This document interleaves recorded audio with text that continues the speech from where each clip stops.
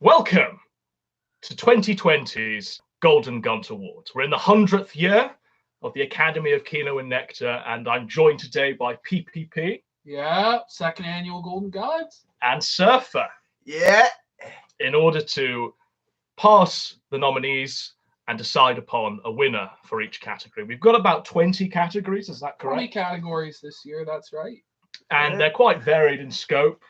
Many winners, many losers. But without further ado, let's dive right in to the first category for the Golden Gunt Awards 2020, and that is the most homosexual leader of the white race.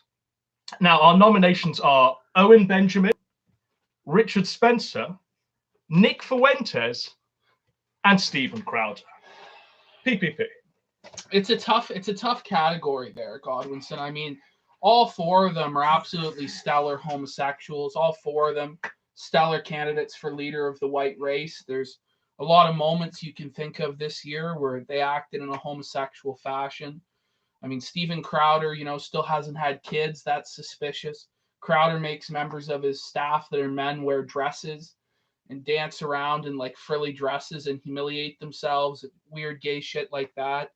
And you got Nick Fuentes with his Catboy date there, Surfer. Catboy date. Thoughts? Yeah. I mean, it all hinges on I the have to say that Big Bear is pretty based, and I don't think that Big Bear quite fits in this category. Well, but what about Owen Benjamin actually drinking turpentine at the moment as we speak in order to pray away the gay there? Yeah. He's drinking turps in order to quell the gay demon inside him. Owen Benjamin literally believes he has parasites making him gay, so he's drinking turpentine. He's drinking turpentine to kill the parasites that are making Owen Benjamin gay. Now, is that gay in itself? If that's true, maybe he'll be cured. And that brings. So what? We're giving him cured. So he's out by technicality. Now. He's out by technicality. But we have to remember, this is the man who stood in the whacking room, whacking off with his pals. He thought it was normal to masturbate with other men. Well, let's not forget that 20 years old. Well, Owen Benjamin was molested. Yeah, and he was molested as a child.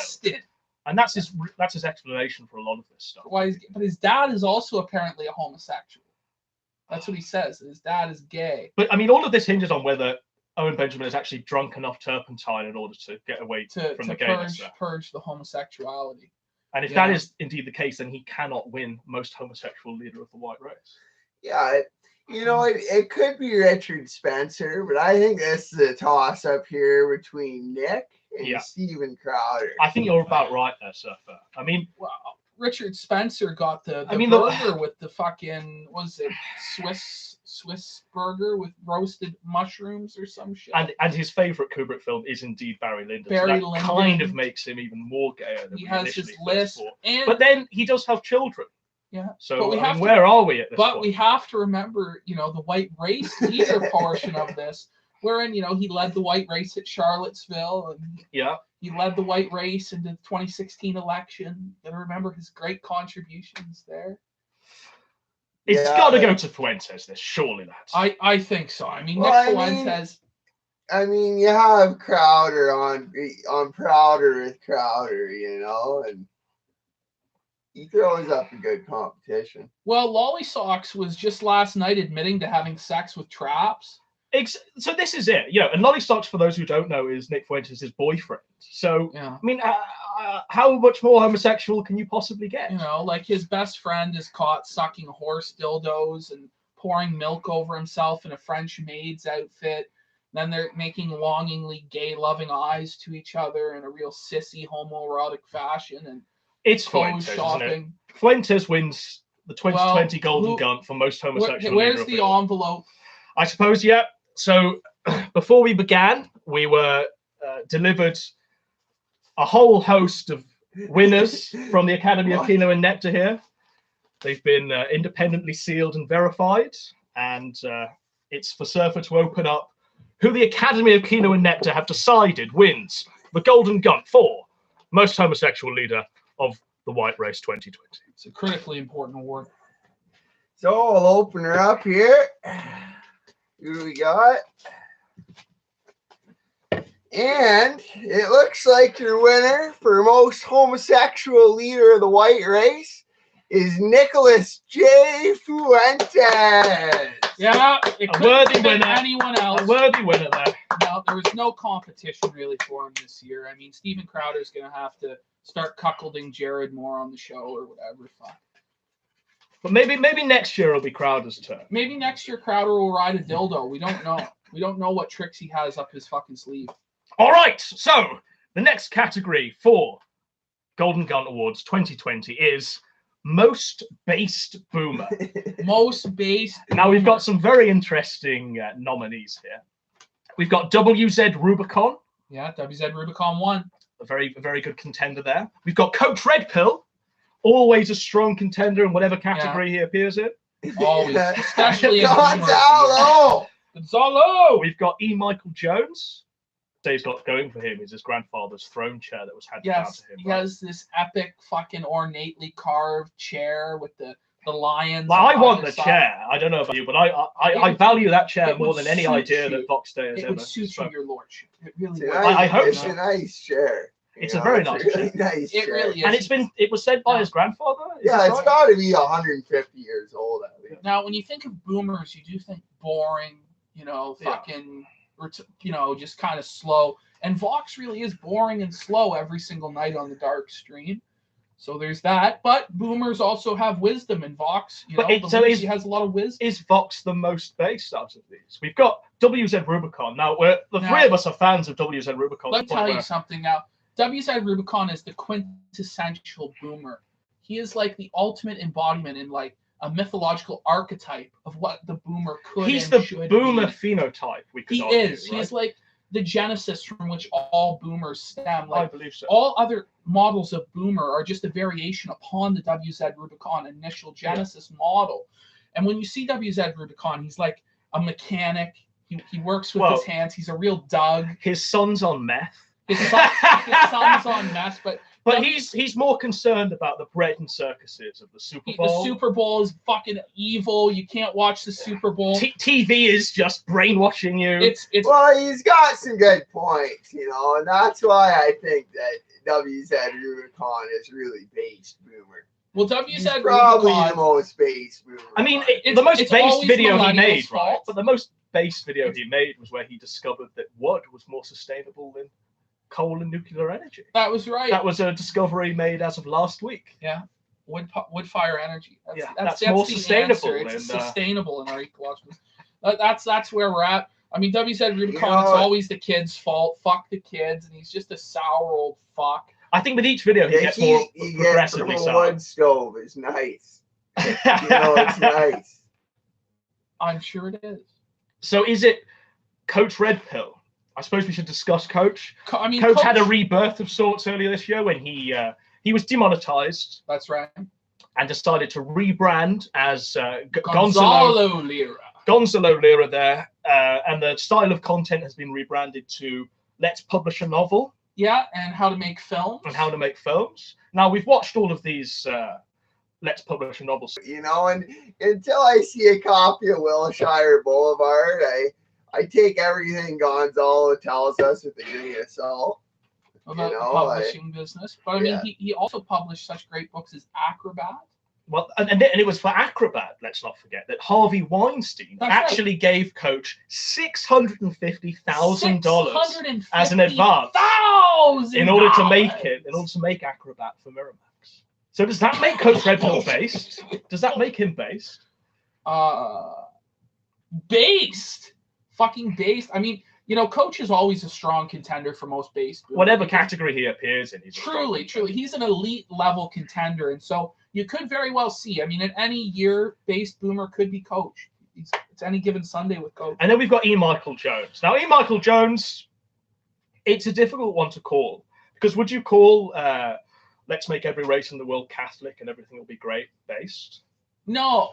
Actually, I wouldn't call it based. I'd call it cringe. Yeah, cringe and gay. Cringe and gay. Michael Jones makes some good points, but he is a Catholic, and you can never trust a Catholic. So I'm gonna have to say it's not quite as based as it needs to be. So I guess what we've got then, but we've got two really strong contenders for this category of most based boomer for the Golden Gunt Award 2020, and that is WZ Rubicon, and Coach Red Pill. Now, are Coach Red Pill's arms too Well, short to box Hold with on. WZ Rubicon? Hold on. What about Teddy Spaghetti? Well, we discussed Box Day and his magnificent chair. Teddy's pretty based. But is he You based know, enough to Teddy's rival got like a WZ Rubicon? 156 IQ. You know, is Teddy really Yeah. a boomer? He plays sports. He's, you know, a soccer star. He's got a mixed martial arts career. He's a Renaissance man in every sense of the I word. think he's like 60. no. He's Teddy's 20 at most. 20 at most. Okay. He's the okay, Supreme Dark Lord. Well, let's consult the Academy of Kino and Nectar, because these nominations and their winners have They're been not really ours independently Yeah. verified and awarded by the Academy of Kino and Nectar. And what do we have here for Based Boomer Surfer? So, you got her envelope. Let's open her up.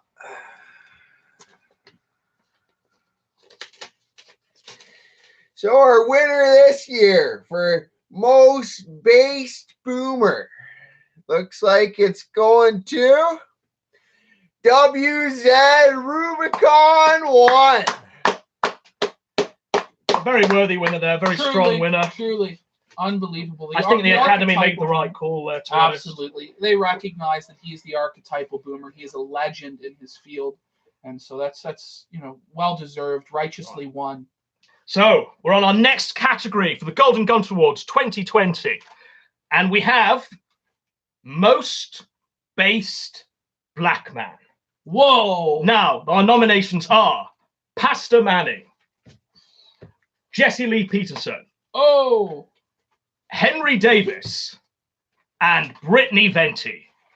All The category for Most Based Black Man here. 4 nominations. So let's just go through in order. Pastor Manning. It's a Now, hard one. we love Pastor Manning. We do. Pastor Manning preaches the ills of the ghetto. He does. He dictates and fully articulates the reason why Black people have been oppressed in America with such pinpoint accuracy that I think it's hard to distrust that he is indeed the most based Black man. It's truly hard to contend with Pastor Manning. I mean, he gets right to the root issues that are at the heart of the African Americans' condition in America. And for that, we have to applaud him. He's truly an innovator like Martin Luther King Jr. or even Malcolm X. 100%. Jesse Lee Peterson, Surfer. So we were watching some of this yesterday, were we not? Yeah. And you rate him as having the best intro song? Yeah. Jesse Lee Peterson's intro song is the best by far. And he gets a few points on the bass scale just from his intro song there. Now, he did change it a little bit. Yeah. So describe what the intro used to be, the Kino intro of the Jesse Lee Peterson show. Well, you know, there's a part where, because Jesse's singing it, you know, and there's a part where he goes, stand up. Stand up, you know, and when he says it, you see people in the picture. So he's in the ghetto, right? The camera's in the ghetto, isn't it? It's in, like, it's through Detroit. Yeah, like it's like the Ferguson riots. You know what I mean? People are laying on sleeping on the fucking sidewalk, like in the very cardboard boxes and shit. In the very first stand up, there'd be some guy passed out behind a bush on the sidewalk, you know, and he cut that out. In the last episode I watched, so you know, it's not quite as based. It used to be a bit more based, but Jesse's pretty based. Yeah.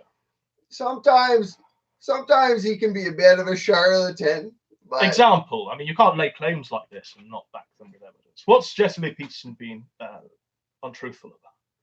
Well, you know, he's pretty good with his life advice and everything. Right. But when he gets into his theology advice, you know, and people will quote the Bible to him, and he'll tell them, no, you can't listen to people that quote the Bible, you know. But the Bible is the standard of truth, you know. So you should be quoting it back and forth when you have that debate. So, you know, that's not quite so base. But other than that, Jesse's political stance, Jesse's outlook, and sort of his advice for men is pretty based, you know. When he told Fuentes he was a beta for living with his mom, that was pretty based. And I think he was right there. I think he was pretty amazing advice there. Henry Davis with Smoke, Antifa, I want the smoke. Yeah. I want the smoke. I want the smoke. I want the Go smoke. bring the smoke. Bring the smoke. Henry Pulls out- Davis go bring Bring the the smoke. Bring the smoke. He pulls out his gun. It's He's ready amazing. to shoot He's wearing down his the- MAGA hat. Yeah, he's like, I'm tired of Trump supporters getting their asses kicked by these pansy Antifa. Better bring the gun. Bring the smoke. Henry Davis. So I suppose Henry Davis. the one stronger nominee than Henry Davis and the three preceding black men we've had is indeed Brittany Venti. Well, Brittany Venti is, when you think of what a black person is, Well, when you That think of is- what a black man is, you just initially picture Brittany Venti. you do. Like, if you were to think of a black man, like a Tyrone Jefferson type, you would envision Brittany Venti. Yeah, just the Visage. the phenotype. Yeah, the phenotype, the It's initial the lineage. archetype of the masculine. Yeah. You know? So Venti, right? Sort of opinions on Venti. I know you're subscribed to her and you watch every one of her videos. And I you, don't watch any of the sit videos, around with like a actually. roll of tissues. But for the rest of us sane people, Brittany Venti is appalling, disgusting. Cat shit on the bed is all we see. Do we not? Well, she shit in the bed and didn't clean it up. Well, I remember Gonzalo actually telling me that she has a heart of blackness, A and heart her of- and her soul is corrupting the wider morality of society. Well, it is. It's decadent. It's depraved what she does. Now she's counter-campaigning against the word simp. Simp, and she misunderstands the word simp. That's the worst thing. She's got one like weird pseudo definition of the word simp. Everyone that watches her show is a simp.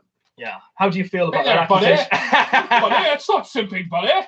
It's a fucking. You watch the Brittany Venti show. So she's got some great satire there, guys. Really fucking high-level satire, guys. It's fucking really unreal. I suppose we should mention, right, that she had a sort of webcam date with Fuentes earlier this year. Yeah, where she was Where- Dr. yeah. Melfi. And yeah, where she Nick plays Dr. blushing Melfi from like the oh, from The Sopranos. Oh, There, she's trying to diagnose Fuentes. I thought that was quite good. yeah. And the yeah. conclusion is that he's just a homosexual, as is open. Yeah, that was the case, you know. So that was a pretty The that was a masculine pretty essence of I'm surprised Nick Venti was Fuentes. flowing out. I'm Yeah. surprised Nick and Fuentes didn't Not go for Fuentes. Venti. Well, this is Fucking it. I masculine. thought Nick Fuentes would be all about a black man, but Yeah, who knows? yeah, Maybe he just prefers Dickensian criminals. Who knows? could be. Anyway, let's Is see it what the time to see Academy- what the Academy are saying? The Academy and Kino Well, Nectar? let's see. Looks like we got the envelope in. the award for best black Award. man? Okay. Independently, sealed and verified. So here's the envelope. Let's open her up. And it looks like your 2020 winner for most based black man is going to be Brittany Venti. Very worthy winner there. I think the Yeah. Academy made the right call on that one. Absolutely. I mean, you don't get much more of a black man than Brittany Venti, really, No. do you? First thing pops into your head All right. immediately. Our next category for the 2020 Golden Gunt Awards is Best Homeless Man. Best homeless Now, man. we've got a few really good nominations here. Let's just run through them. We've got Ghetto Van Adventures. Now, Ghetto Van it doesn't Adventures. get better, really. Billy Engerson, Yeah. Spoonie, Spoonie, he's homeless. It's And tough. Darkside Phil, DSP, who may not Spencer technically be homeless just at the moment, but is likely to be homeless He's by the time he circling finishes the streaming. fucking Right? drain there. Yeah, you never know. So Tough. let's just start with Ghetto Van Adventures. Now, this guy, Canadian, lives in his van, is Yeah. a sort of future projection of PPP here, Yeah. trying out various fast food meals that he gets from drive-thrus, rating Walmart car parks Yeah. that will let him stay overnight. It's a view of the Walmart. Taking a dump in the forest. Yeah, He's living that literally van, shits like, in the woods. his van is literally fucking rusting. It's this piece of shit. It's Well, falling it is a apart. ghetto We got van, though. contracts all over the ground, you know, just covering it. They fucking they asked him, well, how long did it take you to rig up this van? He goes, oh, about 5 minutes. The video where he shows you his van is like an episode of Pimp My Ride. But it's like a rusted out fucking just shit, dilapidated vessel. But did you not enjoy the moment where he reviews the Tim Norton cinema bun? Yeah. And he looks at it and it's like a piece of rubber and he's holding it up and it's like failing in shape. That was a He Keno gave a moment. bad review for the Tim Hortons cinnamon bun. Even It's then, he literally kept it just optimistic. this Like soggy- it was the worst piece of food you've ever This seen like enter someone's breakfast mouth. sandwich. And he eats it and sort of gives it. He doesn't even trash it, right? He's that positive. The cinnamon bun's really It's good. like, well, I don't the know. cinnamon bun was good, but it's bland. Yeah, he said he couldn't This taste is the. really- You gotta get the one one yellow with the one. frosting on top. Based. And then he also It's really reviewed the habanero chicken, The which habanero McChicken Yeah, from McDonald's. He was a reviewed good the review, Reese's though. Outrageous bar. Yeah, and to be fair, to his credit, he gave it a good review. He did. And it must be hard to come by, all of this money for this fast food. Well, when he lives in a he van and just lives shits in in a the van woods and collects welfare, which Yeah. is pretty incredible. and drives around Canada. Yeah. So our next nomination is Billy Engerson. Explain Billy Engerson to us, man. So Billy Engerson, for those of you who are uninitiated, which I imagine is all of you since he gets 3 views a video, Billy Engerson is a man with, I believe, like 14 subscribers. He's a homeless man in his like mid-50s or 60s. All his teeth have fucking fallen out. They're all fucking rotten. He's got this long-ass fucking hippie hair. He wears a leather biker hat. And he's got this old piece of shit fucking like Pioneer tablet. This RCA tablet, I think it is. His RCA brand tablet that he's filming on, and like the audio fucking is skipping. And he's filming from like the back alleyways of like where he's sleeping and shit as a homeless man. But like watching and it's uploading like, at the public library. well, watching it's like MK Ultra with You every know, skip. it's cutting in and out. It sounds like there's cryptic messages. Yeah, with every skip, You there's know? a cryptic message going on. There's like cryptic messages. He's telling us about the Jays and the He really- the Overlords. Yeah, Tune your control us. station, the or Majestic whatever. 12. It's all embedded in the Majestic frame 12. skip. That's Billy Engerson. Spoonie for Homeless Man of the Year 2020. I mean, we never thought this day would come, really, where Spoonie was homeless. So he was at such a high. This past 10 years have just been rough for Spoonie. Yeah. They've been a rough ride. And they've culminated in his homelessness, in him looking like Grimer Wormtongue. He got food at the McDonald's by children. Yeah, children at McDonald's are booing him. He's attacking his Christmas tree, and any reminder of his girlfriend is sending him into a spiraling depression. Yeah. He can't even garner like fangirls off Twitter anymore to look after his sorry ass. It's over. It's over for Spoonie. It's over. He's in a cardboard box as we speak on Doug Walker's lawn. It's tough. It's tough It for is Spoonie. tough. It is tough. But is I he indeed don't the best know homeless man? about best homeless man. He doesn't have, like, when you look at Spoonie, he doesn't have a lot of experience being homeless He compared looks to homeless. like a Yeah. Billy Angerson, who looks like he's put in his maybe decade or two. And Billy's a man of the streets now. Well, if You know? Spoonie has very little Spoonie's not experience, there yet. well, so if Spoonie has very little experience of being homeless, then DSP arguably has even less, Even less. as he's about to become homeless as we speak. Well, he spent what, $25,000 just on an app a game, WWE right? On an app. app. a wrestling app. Thousands of his fans' money on an app. Every month, right, we wait for DSP to tell us that there's a surprise There's a- financial emergency. fundraiser, We just need to crowdfund my life. Just surprise. Right. Something unexpected's come up Yeah, because he spends all of his money on an app. the WWE app. WWE. And then his condo's underwater. What do you It's do rough. on the WWE app? Well, you spend thousands and Yeah, thousands of it's dollars. some, I don't know, fighting game, I think, WWE Legend or something. I don't know. So he's probably got a pretty good wrestler. But I think he had two houses at one point, didn't he? Yeah, well, one of them's fucked. Yeah. The other one, I think's okay. So who knows? DSP might not even really be homeless. But We really wanted to feature this category. so, what is the Academy of Keno and Nectar saying? So, the Academy of Keno and Nectar have independently verified the winner. Looks like And we're getting sealed an it. envelope just in fresh. Oh, let's open up the envelope.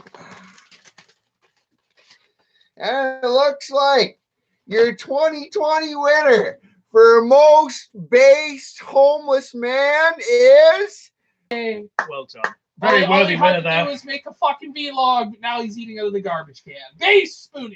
Well, look, tough. it's been a horrendous ballad for the four. But at least he's won a golden gun. At least he's got a golden gun to glow in the night time to remind Yeah. him of his former success as a critic of the year. Tragic. Tough. So our next category for Golden Gunt 2020 is Best Comeback. Oh, Very good category, this one. Who's going to win the 2020 Golden Gunt for Best Comeback? Our nominations are Crouch, who sleeps upside down. Crouch! Beast! Warski with his Warski! what is Soy his new boy channel even documentary, called? What's it even called? Subculture? Subculture. Yeah. Subculture. Ethan Ralph for coming back from the brink of the pill stream there. And PPP, who returned this year after a long absence of being in jail. Well, I finally raised all of the bail money. I had to go to Coach Red Pill Yeah, Gonzalo bailed us out. get some laundered money there. And I finally bailed PPP out What of the a Canadian scam. jail that he entered. What a when he scam. We got him out floored early. that, police officer. What a scam. So let's just talk about the nominations. Crowd. What a great year it's been for Crowd. It really What has. a night it's been for Crowd. Kraut, yeah. remember how low Kraut was at one point? So, like, not only did he have to leave YouTube for like 8 months or whatever it was, but then he fell below 100,000 subscribers. Yeah. And everybody just kicked sand. People in his every face. day were like live streaming his subscriber count going down. Yeah, just willing Crowd to It's gonna die, die. willing it's Crowd gonna to die. suicide and sunset You know? himself. And then miraculously, right? Well, we know the reason why, but miraculously, right? Crowd sort of surge. Yeah, in he popularity. gathered the spirit bomb as he was bloodied and wounded on the battlefield. He's nearly And he finished. rose Yeah, to his no. levitation and threw the spirit bomb on all of his enemies and remained the victor. Kraut rises. Kraut rises. Kraut Just wins. shat all over Warski. And you'd think when the comebacks crossed over it. But you'd think, right, that, Kraut with this amazing success, all of these hundreds of thousands of subscribers have all come back to him, and even more from other places. Yeah. People actually see him as not a split dick, Victorian melodrama villain. People don't see him as that anymore. People actually see him as a respected academic scholar, a scholar, a maker of documentaries. He's a documentarian. Intellectual, he makes some pretty smart videos. But you'd think, right, with all of this success, that Kraut would become a happier person. But no, he's still sleeping upside down.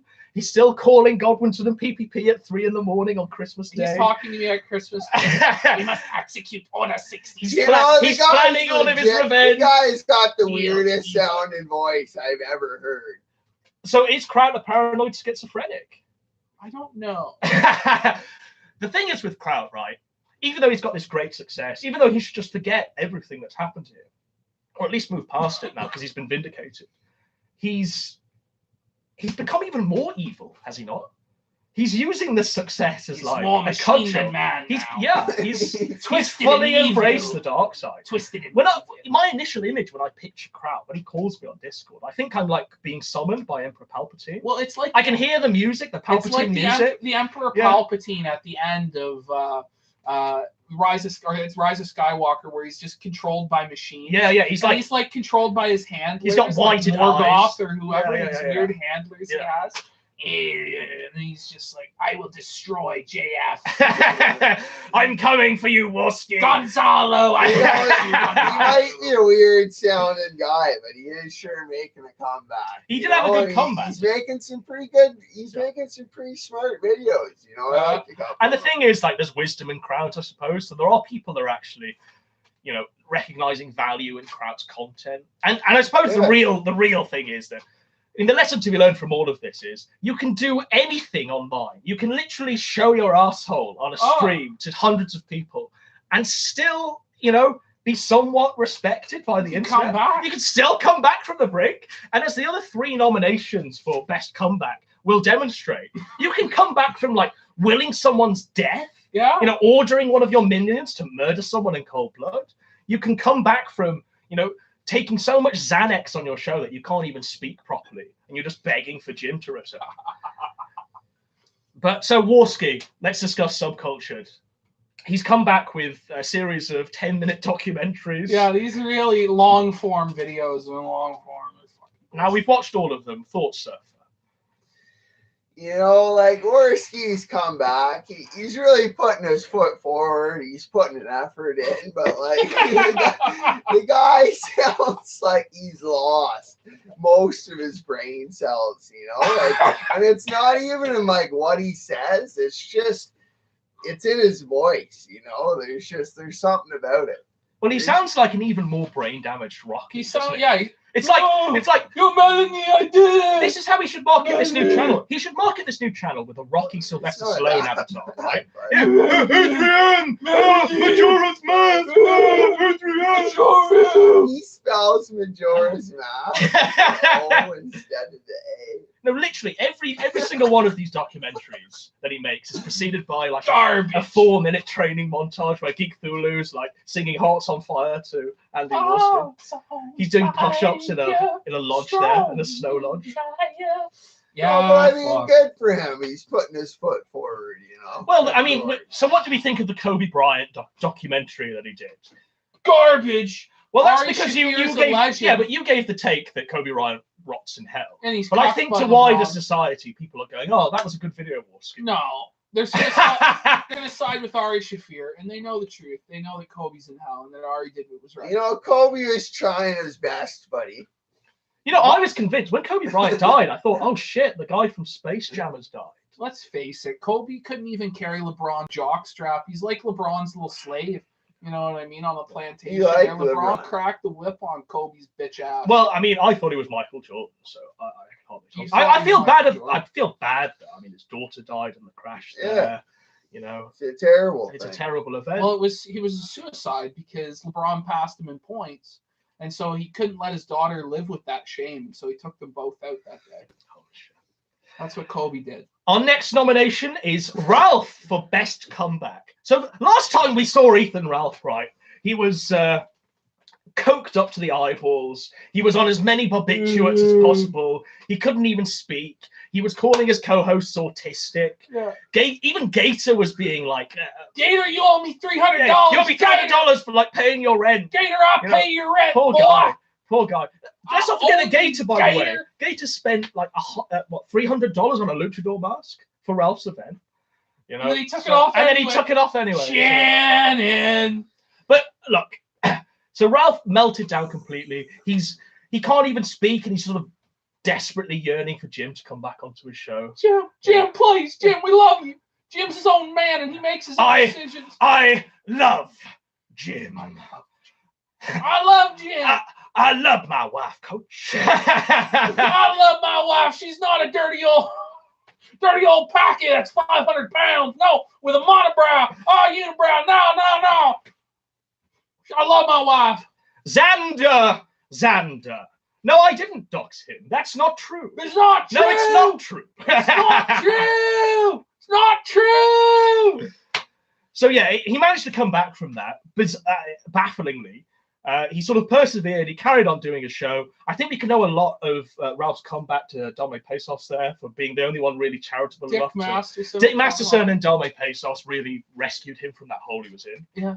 Because let's be under no illusions here. This guy is just like he's a raging alcoholic. He can barely even get it together for a show he does for 1 hour. He's missed 3 shows last week. Holy shit. The show he does do, the microphone doesn't work. Terrible.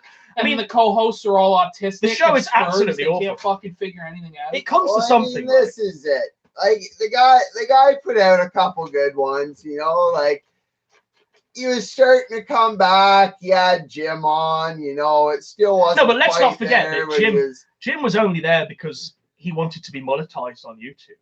Yeah. No, the only reason Jim actually appeared because he wanted to tell everyone that he wanted super chats. I've been demonetized. So Jim just used Ralph just to get his shekels off. And I mean, like, I enjoyed watching Styx and Michael Jones. That was it was a good debate. So this is why he's got a best comeback nomination. But it's all falling apart again. And then our next comeback was PPP. Now, PPP's had a strong comeback here. He's been ranting about the evils of Kobe Bryant rotting in hell. He's been going after Ralph extra hard. He's been going after Gator, his Appleboy's sidekick. You know, even got the video taken down. It was that successful. he's been rising so hard, actually. I mean, how many subscribers are you on now? You've gained like 2,400 now. So he's gained like 1,500 subscribers in a matter of like weeks. Yeah, like 2-3 weeks. You know, the channel's growing. He's getting hundreds of live viewers a show. Old fans of PPP can't believe that he's finally, you know, sold out and become a totally celebrity. I know. Even going as far as monetizing the Spoonie documentary that a true. humble That's lolcow not scholar true. made for him. That's not But true. Who knows? It's not He's just true. keeping the fort down on lock.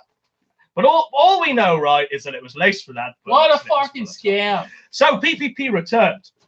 What are the Academy of Kino and Nectar saying here, Surfer? The independently sealed and verified winner belongs in an envelope that Surfer is about to disclose. So we got an envelope in. Looks like our winner this year for the 2020 most based and biggest comeback is going to Kraut. Wow. Feel the dark side. Give into its evil.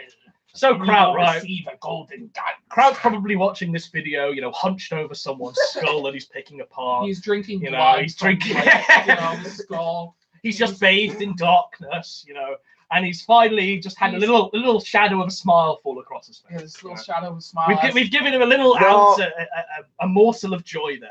You know? Wasn't rigged. They're saying it's rigged. It should have gone to Ralph.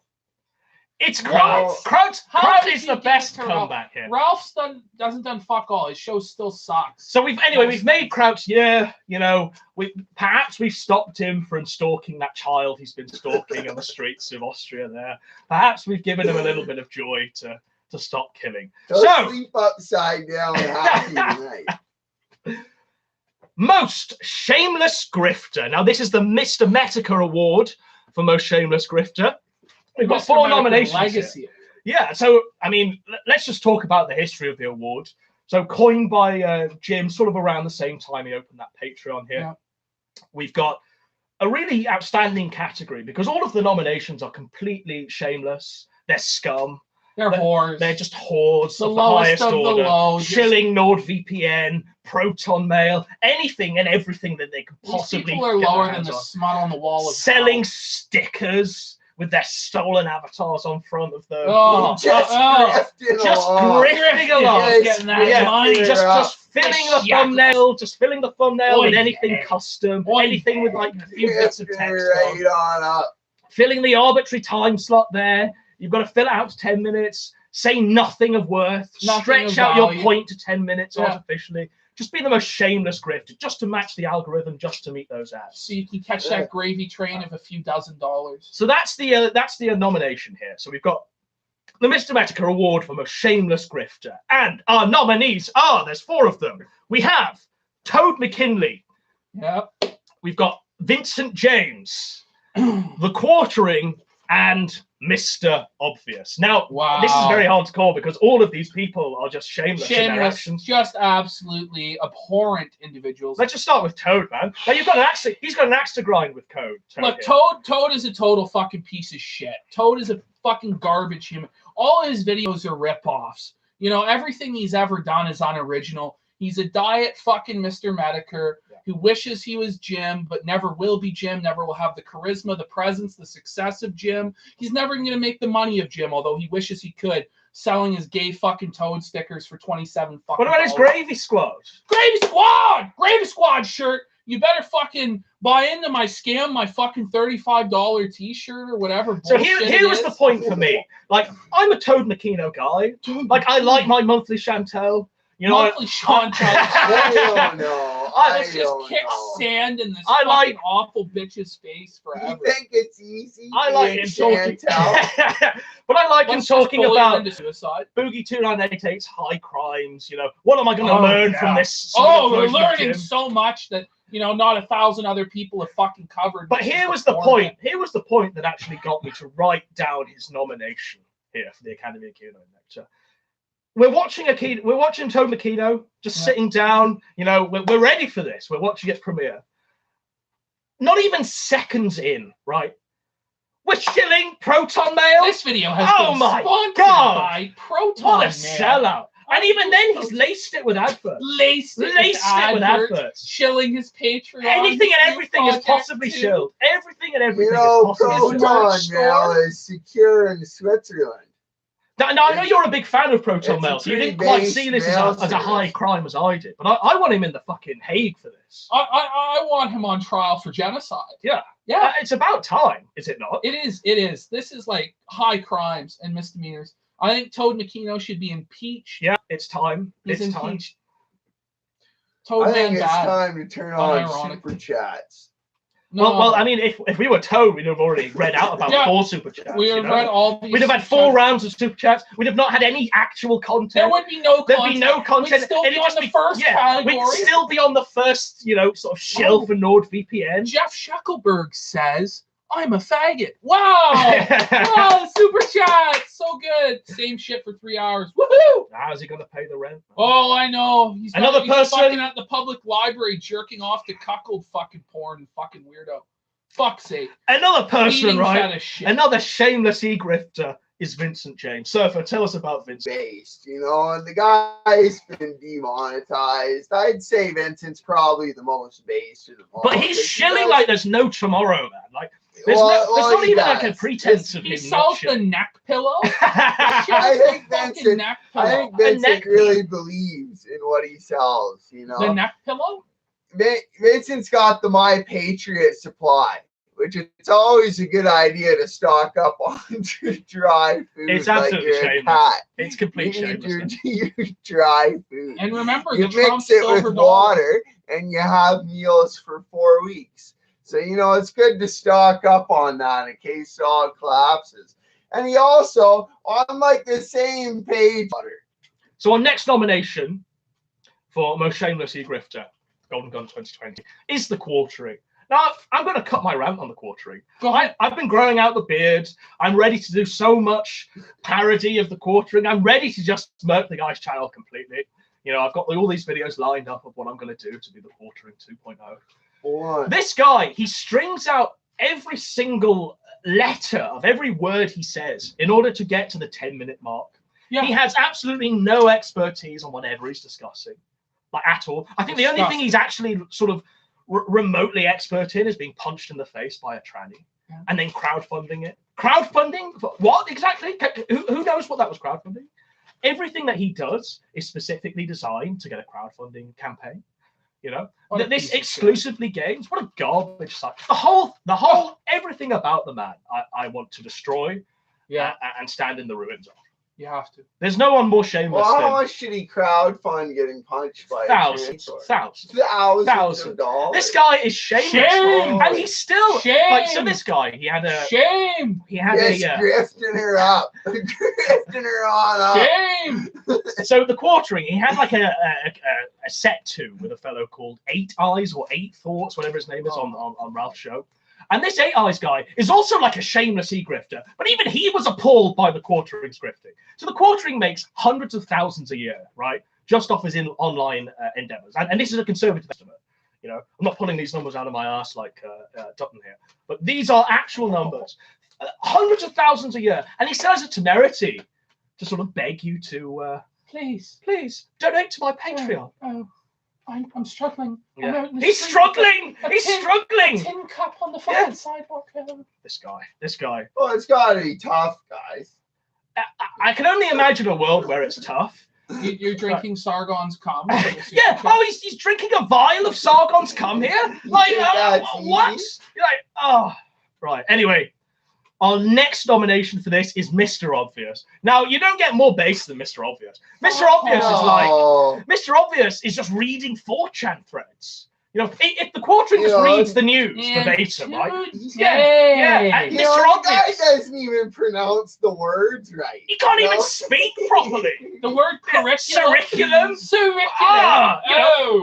learn any of that. He's literally just reading poll threads on the coronavirus. He literally just reads fucking poll. He reads just on the coronavirus, right? Yeah. With like a bat avatar he's got, this anime girl. Yeah, it's disgraceful content. And then he honks his horn. Clown World. Oh, and also let me cut an ad ad for NordVPN halfway through. Oh, guys, remember to subscribe. What a to shameless NordVPN. grifter. What a shameless You know, the guy's had some pretty good videos. This is a terrible. This is frozen. This tape. He put out When You're Too Online a little while ago. And he put out around that time another couple of pretty good videos. But most of his videos as of late are pretty bad takes.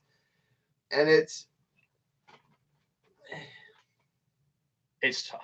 It's tough. So it is tough, but it is grifting.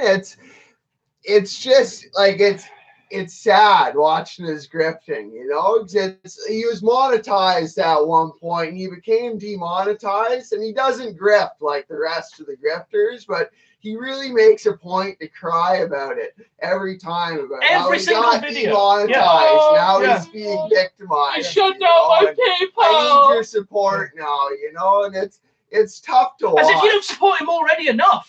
He's literally reading every one of your posts out, just a cringe and just monetizing. He's a cringe libertarian, but how much more support he's been kicked off every financial service, so he optics cucks and still loses the monetization. Just disgrace. What a fail, Mr. Obvious. He has that's the why odd he's not really a good successful take. grifter. He's just shameless. He got murked.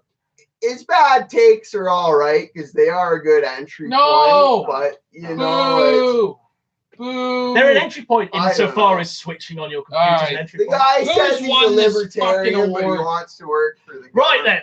So, the winner of the Mr. Metica Legacy Award for Most Shameless Grifter, the Golden Gunt 2020, goes to...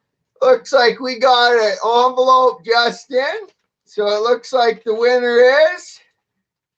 this year, Toad McKinley. Yay! Toad McKinley. Very worthy winner there. The runaway winner. Nobody else was really even close to Toad's level of grifting this year. I mean, at what point will the grifting become even... He's already monetizing her breakup with her Drink the tears, boyfriend. The guy's got to leave Chantel alone. Well, he's got the monthly Chantel now. Don't worry. So that's going to It'll all be fine when she kills herself. It'll all be okay. Yeah, but then what? Or the second thing will be Chantel dies. And that's it. That's it. It's the end of the channel. Think of it. He's hitched his whole channel to a person who surely will die if their very much prematurely. Very soon. So, Toad's gonna. I think he's gonna have his hot tub in Malibu. His mortgage almost paid, and then Chantel dies. And that's it. It's all over. And then he's back in the public library. He wins next year for best homeless person. Yeah, maybe. Who maybe knows? he'll win that category. Who knows? Let's hope. Right then, our next category for the Golden Gunt Awards 2020 is the V Award for Loyalty. Oh. Now, last year we had some very strong contenders. Yeah. And believe it or not, some of the nominations are similar, but also different. I mean, who would have thought that, this time last year, that, Gator would still be around Ralph after the post-stream antics? I mean, I thought Gator had fled like an abused wife. I thought he'd got an apartment set up. I thought he was seeing a lawyer, and they were going to Jew Ralph out of you millions of fundamentally dollars. misunderstood the essence of Gator's character. Well, this is it. Little did I know that Gator was, a cowardly little subservient, chained to the Gunt, like a salacious crumb, sniveling little bitch. Yes, Master Ethan. What can I do for you today, Master Ethan? Yeah. Might I tickle your balls and lick your gut crease, Master Ethan? That's basically where Gator is at, the fucking faggot that he is. But you know what? It's gonna get taken down, guys. We gotta be careful. We gotta tiptoe around the based fucking old fag legend hacker Shannon. He knows how to flag it down. So Shannon is one nomination for the V Award. Shannon. We've got Geek Thulu, who's still standing by his man. Geek Thulu's still standing by his man after all this time. Oh my God! What the fuck? I was hoping that Worski fired him. Worski put up that. Weren't we all just like? I put the bunting on, didn't I? Like I bought a cake. We were gonna cut it. We were gonna put candles in it. We were ready to celebrate the end of Geek Thulu. The guy says the point about how he doesn't like Chuck E. Cheese, and he goes, "What? You don't like a band of mechanical animals playing a song while you're eating your pizza? Are you a fucking idiot?" There you go, buddy. That's Andy. It's a joke. Yeah. And so another person for the V Award for Loyalty also goes to one of Andy's minions, sycophant here, and that's Alex. Hey! Alex, a person for whom Warski ordered to murder someone in cold blood. Yeah. You know, aim. Stand your ground. Yeah, and he obeyed every order. Yeah, he obeyed every order, right? He only stopped short, and this is what's maybe not giving him the V award for loyalty. He only stopped short because he didn't fire bullets upon the strangers that Warski was willing to You think Gator would have fired the gun? Gator would have fired the gun. Gator wouldn't have needed any encouragement. Gator is a one-order person, right? Yes. Ralph gives one order, that's it. Yeah. And sometimes the order's not even verbalized. Sometimes it's just a disdainful look. There's just like there's a subconscious tie between master and slave, where Shannon, even on a subconscious level, just knows what his master wants. To be subservient, knows what the master wants, and impulsively, instinctually reacts. It's an incredible. Shannon! Crocodile Hunter could have studied this. Steve Irwin should have studied this. Well, there we go. Richard Dawkins could study this. This is like the next selfish gene. The relationship between the Gunt and his Gator. And Gator. And I mean, to study the Gunt, the specimen itself, we need to get this to Dawkins before he passes. This is the next big thing. So, where were we? And then our last nomination for the V Award for loyalty is Mama JF. Mama JF! No, I doubt Mama JF even knows what day it is. I doubt she even knows where she is. I imagine she just identifies with her captor so much now. I imagine that JF's got her in some sort of hole somewhere, like fucking like the Fritzl guy, like Joseph Fritzl. You know what I mean? She's got like a family of little potatoes, of little chips in the basement there that she's had with JF. It puts the lotion on its skin, or else it gets the hose again. I don't know. It's some weird shit. So I mean, really, we could say that. I mean, who's getting the V Award for loyalty here? Is it JF for keeping her? Or is it Mama JF for standing by her French-Canadian man? Mama JF spray painted a building for the glory of JF, if you remember. And that's real loyalty. You know, Mama JF thinks the North Pole is made of cheese. North Pole is made of cheese. Oh. You want to be spiritual later? Your North Pole made of cheese. You raped me. Oh, you raped me. We don't need sex too. Oh. So she's loyal. But is that because she's unaware? She doesn't know where she is. She needs to be in an institution somewhere. Well, this is it, you know. Is she loyal like a dog would be? Truly. Or is she loyal as though, like, is she actually loyal? I don't know. I don't know if she has the consciousness to figure this it is out. it. Is she here's the great question. Is Mama JF sentient? That's the great question of our time. I think we need. I mean, what's Jean-Luc the difference between Picard Mama JF and this empty can here? Apart from Mama JF being made of potato. Well, we need Jean-Luc Picard to sort this out for us. If we can just get Jean-Luc and Riker to argue the council here, there we go. We can get to the bottom. We come of this to a now. judgment. But in absence, it's just a different level of sentience, you know, because you still have the free will there, but it's just there's not quite as much there, you know, but the free will still is there. So it's but look at what Mama JF does with her free will. She's like shagging across Europe. No, he's muting his microphone every time she like puts her arms around him. All right. Well, right. What's the Academy of Kino next? Oh, the 2020 award for the V Loyalty Award goes to. Looks like we just got an envelope in fresh. We'll open her on up. Looks like it goes to Gator. Gator, you won an award. Well done, Gator. Yeah. This award in perpetuity now, isn't it? No, he probably this is it. I mean, every year he's going to win this. It might even be renamed the Shannon Award. The Shannon Award for loyalty. Because even V dropped off, right? Yeah. Even V saw what happened with Sargon and UKIP and thought, fuck me. You know, fuck me, I'm going back to my Transylvanian castle. You know what I mean? Yeah, I'm going to live in my decadent Transylvanian castle with all of these traps and whores. For furries or whatever the fuck. Well, I'm going to continue playing Second Life with someone else, though. You know, did you know that he used to play Second Life with Sargon? They used to fuck each other on Second Life. Their avatars used to fuck each other on Second Life. No. And V was always the bottom. It's true. It's 100% real. It's 100% real. That's too much, you know. That's a step too how else does Sargon reward V for his loyalty? That's just a step. Don't worry, V. We will have our cybering session. Just appalling, is it not? You know, now that the push-up question's been answered, it's time for Shannon to do the push-ups. Do you reckon Shannon will do the push? I don't even think Shannon could do So free delivery on the Golden Gunt, Shannon, if you do 5 push-ups. Is that reasonable? Yeah, we'll get it. We'll get it right out to you there, Shannon. Don't worry. We'll ship it right out. So our next category for the Golden Gunt Awards 2020 is Most Irrelevant Killstream Co-Host. Oh, now this is a tough category, this guys. tough. This is like very hard to call. We've got some tough contenders. Well, we've got Flamingo here. I mean, we've got Gator. We've got Bibble.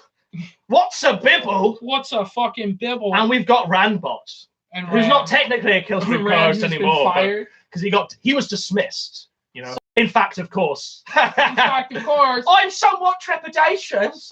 Yeah. Well, you're very trepidatious about what's happened to you. He's been a mensch to me this whole time. Drop a slur like that again, and I'll drop you. Drop you. Yeah. I'm somewhat trepidatious. Yeah, but then he smartened up. It just took him a little bit, you know. And Ranbot's. I don't think he did smarten up, did he? No, last we heard of Ranbot, right? He was yelling at his wife because he wasn't getting his lemons. Get out! Shut the door! I am somewhat trepidatious of your appearance, my wife. And he's absolutely just drunk, screaming at his wife, just abusing her. Barely coherent. Sometimes that's just the way it is. That's just the way it is. Just appalling. So, I mean, who's the most pathetic out of these lot?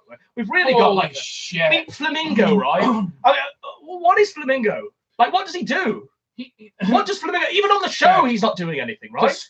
Describe Flamenco's character attributes.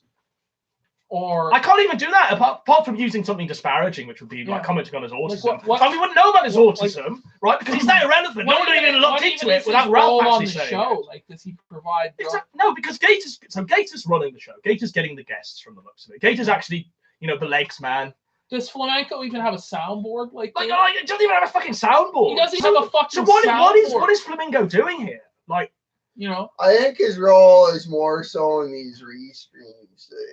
In this Gunt guard that comes along and restreams your stream. The only place I've ever seen Flamingo, I've seen Flamingo doing like Gunt guard defense force on Kiwi Farms thread. Yeah, no, he shows That's up all he does, and he does it for free. Yeah, he loses.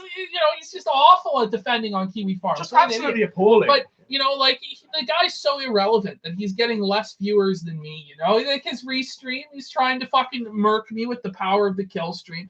I'm getting like 200. He's getting like 150 viewers. He's losing to me at like 4 a.m.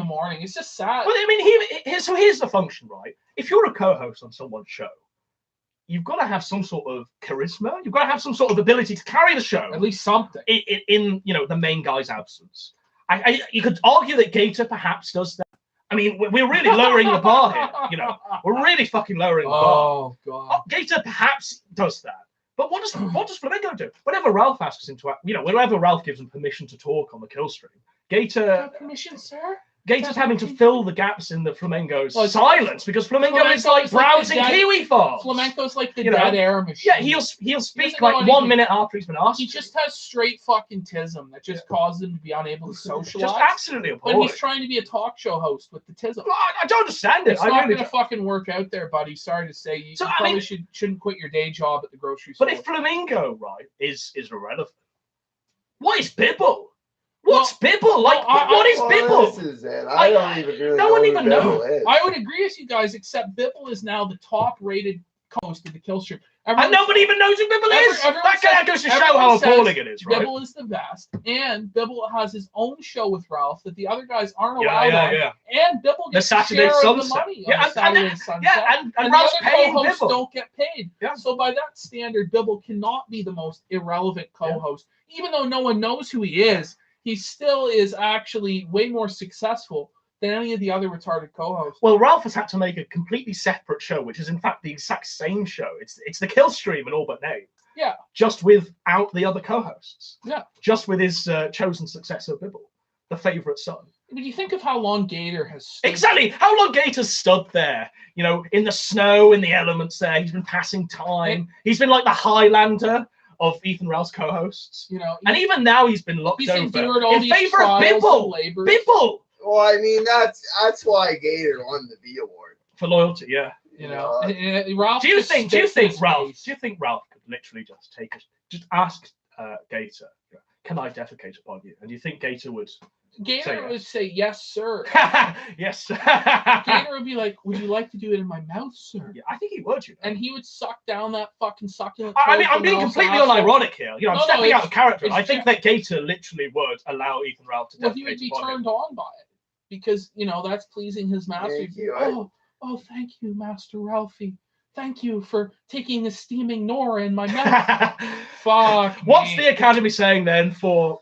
Where are we? The most irrelevant Killstream co-host. This is the Golden Gun 2020 for the most irrelevant Killstream. Looks like we got an envelope in, and the 2020 Golden Gun for the most irrelevant co-host is Flamenco. Yeah, buddy. Yeah, it could only have been. It could only have been, right? Because I mean, even Bibble, who we can't even describe, you know, has some sort of charisma that sets him even slightly above the Flamingo man. If the guy could get more viewers in his re-streams, he might not quite make it. But there we go. So our next category for Golden Gun Awards 2020 is Scholar of the Year. Scholar of the Year. Now we've got some great nominations for this one. One that I'm very particularly enthusiastic about. So our first nomination is Kraut. Our second nomination is Dr. Edward Dutton. Dr. Dutton! We've got JF Gay Rapey. Gay Rapey. And we've got Jordan Peace. Oh, the good doctor. So let's just talk about Kraut. Kraut's a scholar. He's an esteemed academic. He has become the response. He is indeed a philosopher king for this modern era. When you see these video essays, when you see those flag meme balls, you just know you're in for. He has become a documentarian on the level of like a Michael Moore. This is it. A real master of his craft. A true master of the craft. Ken Burns in his almost Ken Burnsian filmic view. Right. Indeed. This is what Kraut has become. And it's very tough to compete with how big-brained he is. And he has the learned council of scholars in his Discord. So I mean, you need at least 150 IQ to watch a Kraut video these days. You really do. I mean, when he starts breaking down India and Pakistan and the complex relationships. Talking about how all the Russians are on vodka and they're all direct. All Russians are drunks, Sometimes you gotta watch it a couple times to really put it all together and let it sink in. That's right. I mean, you need to hang on to Kraut's every word for each his wisdom. So our next nomination then, Dutton. I love Dutton. Dutton's my favorite person on the internet at the moment. Right? Is he not just a Dutton's unreal? Isn't So he looks like he's insane. He looks like he's just shit. So there's this entertainment value there, But he's just like, he's got the smartest taste. So you put Dutton on, right? And you're instantly met by a guy living on his friend's sofa. There's like suitcases under his eyes. Yeah. He's got like matted, furlonged hair. He's talking about all the statistics and how all the leftists are mutants and more prone to catch coronavirus. His theory is that the young people should just be executed. Vast swathes of young men should be executed. What great base text. What a keynote. You know when you watch a Dutton video, he starts right with a character he pretends to be. So he'll wear a wig or he'll wear a hat or he'll do some sort of skit. And then instantly he'll snap out of it, give his white hot take on whatever the issue of the day is. And do so in such an eloquent, amazing manner that I'm stunned, And let's not forget that he's a doctor of theology. He is a doctor of theology. He's got a residency in a Finnish university now. He knows what he's talking. He knows what he's talking. He's a respected man. He's been in published academic journals. Now, he may look like British Eggman, He may look like the embodiment of R9K. His eyes do not be always fooled. going. This man is a gentleman and a scholar of the highest caliber. He indeed is. He absolutely He's a smart guy. So, I mean, for me, Dutton wins this, but we'll see what the Academy of Kino and Nectar actually says. We've got JF Gay Rapey. Is he a Scholar of the Year? JF was the scholar of perhaps the year before, where he called out Kraut for the trout pregnancy. Trouts don't get pregnant, Kraut. Kraut, you stupid fool! Your scholars have let you down. I am the true scholar. So do you reckon Mama JF thinks that trouts get pregnant? I mean, this year. Do you reckon Mama JF would make that conclusion? Well, do you reckon- androids dream of electricity? Yeah, I mean, the guy was BTFO'd by Teddy Spaghetti on Evolution. Yeah, You kind know? of right. That's kind of true. That kind of knocks him down a bit. Yeah, And and Fox Day murked you him. gotta remember though, but JF Garapi, what strengthens his case to Scholar of the Year, he is a culinary scholar. You have to remember. I mean, his food cooking stream. Well, I think we'll get to that. It's nominated Yes, in the it's future nominated category. in a future But category. the food cooking stream on Christmas Day, that showed his culinary mastery. Keynote of the He's a highest order. scholar of some kind. Yeah. And then we had to include Peterson, right? Because we couldn't think of any other scholars of the year, Yeah. right? So Peterson at the moment, he's holed up in Russia. yeah, You gotta give. He's been something addicted to that. prescription he's medication. addicted to Like, benzos. Yeah, and he's like, holed up in fucked Russia up. now, like trying to dry up. He's in like he was in a coma. What? And He's in a Peterson's drug-induced almost coma there.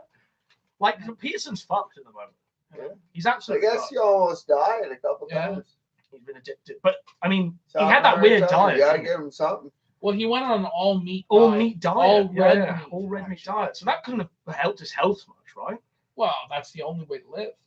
Don't you know that? So do you reckon that gave him some sort of mad cow disease there? Who knows? All I know is that you need to clean your fucking penis, Yeah. bucko. Wash your penis, clean Wash your your room. penis and Oh, clean you your gotta fucking- clean your room. You know, I cleaned my room yesterday, and life started coming together. Like, have you washed your penis? You know, I have washed my penis. Oh, there we go. There we go. The answer of all times. Yeah. John All right. Peterson would indeed be. Who proud. the fuck won Scholar of the Year? The Academy of Kino and Nectar have just sent us the envelope. Looks like we got an envelope in. So, the 2020 Golden Gunt for Scholar of the Year goes to Edward Dutton. Put some respect on that. It's Dr. Dutton to you. Very worthy winner there. Dr. Dr. Dutton's got it in the bag. I mean, Yay. anyone that's not even aware of Dr. Dutton, just put on a video now, just skip this entirely and just enjoy, a moment of Kino and Nectar. With I mean, Dr. he Edward really is Dutton. the best person on YouTube. What a at the moment, legend. I don't think anyone quite matches him. Well, there's a few out there. No, you know, he's got a thing on his neck, even. You In know, the to cravat. show his intellectual prowess. What a winner. What a winner. So, our next category for the Golden Gunt Awards 2020 is E-Thought of the Year. Wow. Now, this is the Lauren Southern Legacy Award for The E-Thought Lawrence of the Year. Southern Legacy Award for E-Thought. Because she's left the scene now. She's ran off with a load of people's money and decided to She was queen go of the underground E-Thoughts. there. Her contributions to thoughterry Yeah. will be remembered forever. Well, we'll all remember the wheat fields there. Yeah, she's on the Mount Rushmore of thoughts when you really think about it. So, our contenders for the crown are Ashton Whitty, Yeah, who had a comeback as well this year. she did. We've got Faith Goldie, The Who- big Faith lips. Goldie. yeah, with You a know, fish, with a Faith leathery Goldie fish is lips. a good-looking woman. She's, Oh, Yeah. she you looks know? like shit. she looks like a marine animal. Look at her fucking forehead. No, you know, Faith Goldie is legitimately a Like good leathery woman. face, Her leathery fucking But- rubber fucked skin, fish, dirty lips. fucking lips. You know, Four the times sad the thing size. is, Faith Goldie. Faith has more balls than any man in Canadian politics. You know, and it's tough. You know, it is really tough living in Canada. But she's making all that money with the lawsuit now. She's raising all the shekels from the simps. And then our She's fourth got- nomination was Anna Kasparian from the Young Turks. Anna Kasparian. You know, So let's Anna just- well, Kasparian and is wait a also minute, good-looking you woman. forgot the last nominee, other than Anna Kasparian. And then our last nominee for the Golden Gunt Awards 2020 Ethos of the Year, the Lauren Southern Legacy Award, is Ocean Harrison. Where are we going to take this? First, we'll discuss Ashton Whitty returning from the brink. Yeah. So, I mean, she was totally fucked. If you've seen it, like she was, the cops were called to Baked Alaska's place. She was like put under arrest. She was sent to the fucking loony bin. thrown to the loony bin. She's been in the loony bin for like 6, 7, 8 months, and she just came back like a couple of days or weeks ago. I think now. She's got a new trad BF. She's Yeah. ditched Baked Alaska. She's on the Two Classy Gentlemen podcast, and she's letting us know about the evils of e-thoughts, warning us away from worshiping e-thoughts, saying she's not going to make videos, not going to be on social media. which is a pretty base take. But I think women are to shut up and be in the home and barefoot and pregnant. This was Ashton Whitty's take. Whitty is the most attractive of all the ethos, right? Well, I think that goes without saying. Poppin'? What about Ocean? Oh, maybe Ocean will say this. I don't know. My opinion, right? Goalie, no, Faith Goldie's no, fish. she's like the worst. She reminds me of like the Marine Man, the man who lives in water from Hellboy. Faith Goldie is like one step above fucking Brittany Venti in terms of. Yeah. Well, have you not seen her forehead? Black Man of the Year. It's leathery. It's leathery. She's got the lips of a fish there. But yeah, Ashton Whitty is a pretty sexy bitch. Yeah, I think Ashton Whitty's a very good-looking woman. And then we've got Anna Kasparian. Now, Anna Kasparian with her Young Turks. She's always a good sort of, what do you want to call her? Is she a based woman on the left? She's entertaining. I don't know. I think she's a disgusting fucking whore who should be purged from the earth. But, you know, that's just my opinion. I think she deserves a bullet to the head. I wouldn't a really good-looking woman in PPP. I wouldn't even. Anna's attractiveness changes with every video we watch. It's like rolling a dice. It's like getting a lottery ticket of whether she's going to look attractive or not. It's like a 10-sided fucking dice. Like, holy shit. And she's just the most extremely smug cunt I've ever seen. Do you know what I mean? She wants people. She wants anyone that voted for Trump, right? She wants anyone that even considers anyone other than Bernie to be showered. She wants them rounded in camp. She wants the vote taken away from them. She'll unironically say that shit. She's just horrible. She's horrible. Like, I want to throw darts at her face. But then, you know, she's occasionally good looking, so it's a tough draw there. Yeah. Well, this is it, you know. Ocean Harrison then. So we're all fans of Ocean Harrison. Hey y'all, what's poppin'? What is poppin'? And you know, Ocean Harrison, she's a rising star here, isn't she? There's one word to describe Ocean, and it's basic. If you were to think of the most basic bitch in the universe, like the literal most basic thought that could possibly exist, like you couldn't even imagine how basic this would be. No, like, I think Ocean's takes a bigger brain than Dutton's, to be honest. You think so? 100%. Well, when Ocean gave her take on the flat Earth, that was a pretty incredible. Well, when Ocean told us about what was it, cosmic ordering, and you have to visualize you have $10,000 and you've got $10,000. You just spend like you've got $10,000 anyway, even if you don't have it. Through the law of attraction, anything is possible. Ocean told us that through the law of attraction, anything that you conceive and believe you can achieve, and that's highly profound wisdom from the mouth of a scholar of our time. It's shocking that Ocean Harrison wasn't up for Scholar of the Year. Well, this is it. The Academy of Kino and Nectar has made a gross oversight in this. I believe so. I absolutely What a disgrace. Ocean Harrison is honestly got to have one of the highest IQs of anyone I've ever seen. Well, look at her reaction and take from the Ariana Grande song that she watched. Exactly. The Grammys. I mean, we were really treated to a great reaction. When you watch the Ocean Harrison video on Ariana Grande's performance at the she's Grammys, weeping. She's showing so much raw emotion. You're actually affected as a viewer. It made me realize that there could be a woman president someday. I think so. I think it could be Ocean. I think it might be Ocean's turn. Let's find out. What is the Academy of Kino and Nectar saying? Who is the E-Thought of the Year, Surfer? Oh, it looks like. So we got an envelope in. So we'll open up the envelope. And it looks like E-Thought of the Year goes to Ocean Harrison. Oh, what an upset. BTFO! So now we're going to have a quick intermission while Surfer makes some coffee. Myself and PPP are going to filibuster a bit. Yeah. We're going to talk about, well, what are we going to talk about, PPP?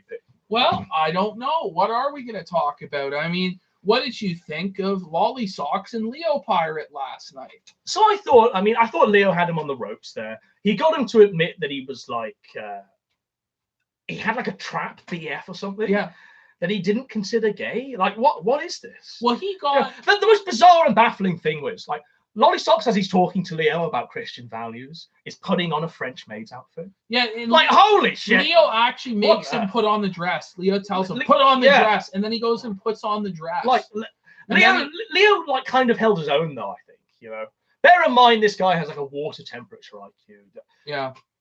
Lolly Socks is just barely even sentient. I'd say him and Mama Jeff He's are on the literally same like level, an NPC. Totally, He really is. totally. He's just fucking brain. And the dead only beyond reason like all people even reality. know about him is because he's Nick's BF. So Well, yeah, like the only reason people know him is because Nick Fuentes fucks his ass, or maybe I don't know. Maybe Nick bends over for the muscular caploid. What do you think? I Who's think the top and who's the I bottom? think Nick's definitely the bottom. I think that's I don't know. completely decided. I think the Academy of Kino and Nectar would also agree with me. You know, but so I mean, Tough. Leo holds his own during that debate. It goes on far too long. They start discussing theology as if anyone cares, because Leo's I also care. wrong. Well, no, Leo's wrong on this anyway. Yeah, You know what I mean? So Leo's it's hard to root theology for is Leo. garbage. Yeah, it's hard to root for this filthy Seventh-day Adventist. Leo worships Satan on Saturday. This is it. He's you like know? a Satan worshipping, sleeping worships upside down. women, thinks women are gods. Or And then they just hand over the debate to Cahool. Like what a disappointment! embarrassment. What a disappointment! I was very disappointed. I suppose we could talk about what's been happening with, Ethan Ralph going to El Paso. Well, so losing his he lost passport, his passport. He lost his car keys. Like he what lost a his disaster! wallet. He lost everything. What a complete disaster! But And they still let him on the plane anyway. The reason is because he was fucking wasted. Yeah, he's out of his mind on as many drugs and as much alcohol as possible, right? Yeah. And it just doesn't go well for him. We've got the copy there. Totally fucked out of his mind. And he goes on the show and you can tell he's fucked up. He's slurring as well or something. Yeah, I don't know. His microphone, he just starts doing the show. It's all crackling and shit because he can't figure it out because he's a fucking high on meth or some shit. Poor guy. But he's brought it all upon himself, and I can't wait to piss on his grave. It's going to be a great December morning, cold, crisp December, and I'm going to launch down my... Let's get back into the Golden Gunt Awards 2020. Oh, fuck. Best Pastor of the Year Awards. And by pastor, we mean... Pastor Anderson. Yeah, we got all sorts of nominees. So, like, religious leader. Well, we're talking about, the best preacher of the year, the best scam preacher of the year, because I'm obviously the best legit, but this is the best scam preacher of the year. Oh, he's calling. Well, it's Croc. Croc's calling in. By God, Croc, you're live and on air. You're on the Golden Gunt Awards, Croc. We got a guest! Croc! Live! Hello? On the Golden Guns. What's going on? Are you home? Yeah. All right, I'm coming over. Yeah, we've got Croc coming. 20 minutes. Croc will be here in 20 Well, minutes. Croc's on his way. Perhaps we should halt the Golden... No, We got to finish. No. we'll finish the Golden Gunt Awards, shall we? Yeah. We'll have the after show live with Croc. Who knows? So, best pastor we have for the nominations, we've got Pastor Anderson, we've got Pastor Manning, we've got Leo Pirate, and we've got Godwinson. Who's the best pastor out of all of these? Who can cut a fire and brimstone speech on the sinners? I personally like your promos, guys. They're quite based. But we have to consider Pastor Manning. I think Pastor Manning is a very, very strong. He's a very viable threat. I mean, he's described all the issues affecting the souls of Black people. He's trying to lead the African brothers to salvation, to Jesus Christ. Yeah. But we also have to consider Pastor Anderson, perhaps the most fiscally and the most popular e-pastor out there, with his hundreds of thousands of subs. Pastor Anderson is always a contender for this award. And then Leo Pirate with his anti-degeneracy keynote, really bringing God to the masses. With the Two Witnesses videos and, battling Lolly Socks over his degeneracy. Those Two Witness videos really give Leo a boost in this one. They give him a nice push forward. It will be hard to compete with, even by the likes of Pastor Anderson.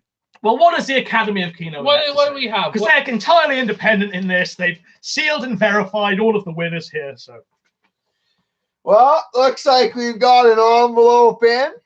So, the winner this year for 2020 Golden Gunt of most based pastor is going to Pastor Manning. Yes, Pastor Manning. Pastor Manning. His second Golden Gunt of the night. Truly a runaway success here. A huge success. Leo Pirate devastated. Leo Pirate's weeping. Crying himself to sleep. He can't believe it. Well, I mean, the his guy arms is are a too short to Seventh-day box. Adventist. He's filthy. He's completely filthy. You know, he belongs with the cockroaches. He really does. He's gonna rot now. But he doesn't even go to church on Sunday. Yeah, he's not making it. All right, next category. Next category is the Noah Antweiler Award for Critic of the Year. Now, No. we've got some really strong contenders in this category. We've got some great nominations. We've got Jim Sterling, son. Jim Sterlingson. We've got Movie Bob Chipman. Holy shit. We've got Brad Jones. And we've got Doug Walker. So 4 very strong reviewers here, 4 very strong critics. Let's just go through the list. Jim Sterling, what a great year it's been for him. You know, Jim Sterling is a degenerate piece of shit. Fuck Jim Sterling. His wrestling fed is gay and retarded, and he should be fucking ashamed of his retarded bodysuit. I think we're all fans of Fuck. Stardust here. We're all fans Fuck of his wrestling Stardust. character. One day he's going to fight Dongasaur in the ring. I want to see Jim Sterlingson get his throat slit by ISIS on television. Okay, Movie Bob. Movie Bob Chipman. Well, So he's been marinating chicken in Mountain Dew. he has, and Yeah. he gave the masterpiece, the magnum opus of our time, Birds of Prey, a 10 out of 10. He gave Birds of Prey a 10 out of 10. He did. He And actually gave Birds of holy Prey a 10 out of 10. yeah. Bob Because it Chip- smashes the patriarchy and with his people, review, right? You know, there's a group of 500 people now who have said that they will not watch a movie unless Movie Bob approves it. Can you believe this? So Movie This Bob is the world we live in. This has is the control, sign of our decadence, you know. right? We're truly in the fall of Rome. You So know? Movie Bob's influence has only grown. People over his value, cult. like, Movie Bob is the ultimate consumer. Do you know what I mean? Yeah. His entire philosophy, if you read, like, he's like a capitalist corporatist. Like, his entire philosophy is just evil, right? It's Just purely, screw you. I need money. screw you, I need money in video games. I want you to. know? I'm gonna live Yeah. forever. Fuck my fellow The man. flyovers you know? fucking cost me Like, getting to live forever in what my a bastard. holodeck. Fuck everybody from the south, I Yeah. guess. And he's eating these appalling meals, rivaling Nick Fuentes' things that he puts into What his a body. piece Like, of shit. absolutely appalling diet. What a piece of shit. Well, you know, Fuentes put some pretty greasy stuff in Is his it not body. yummy?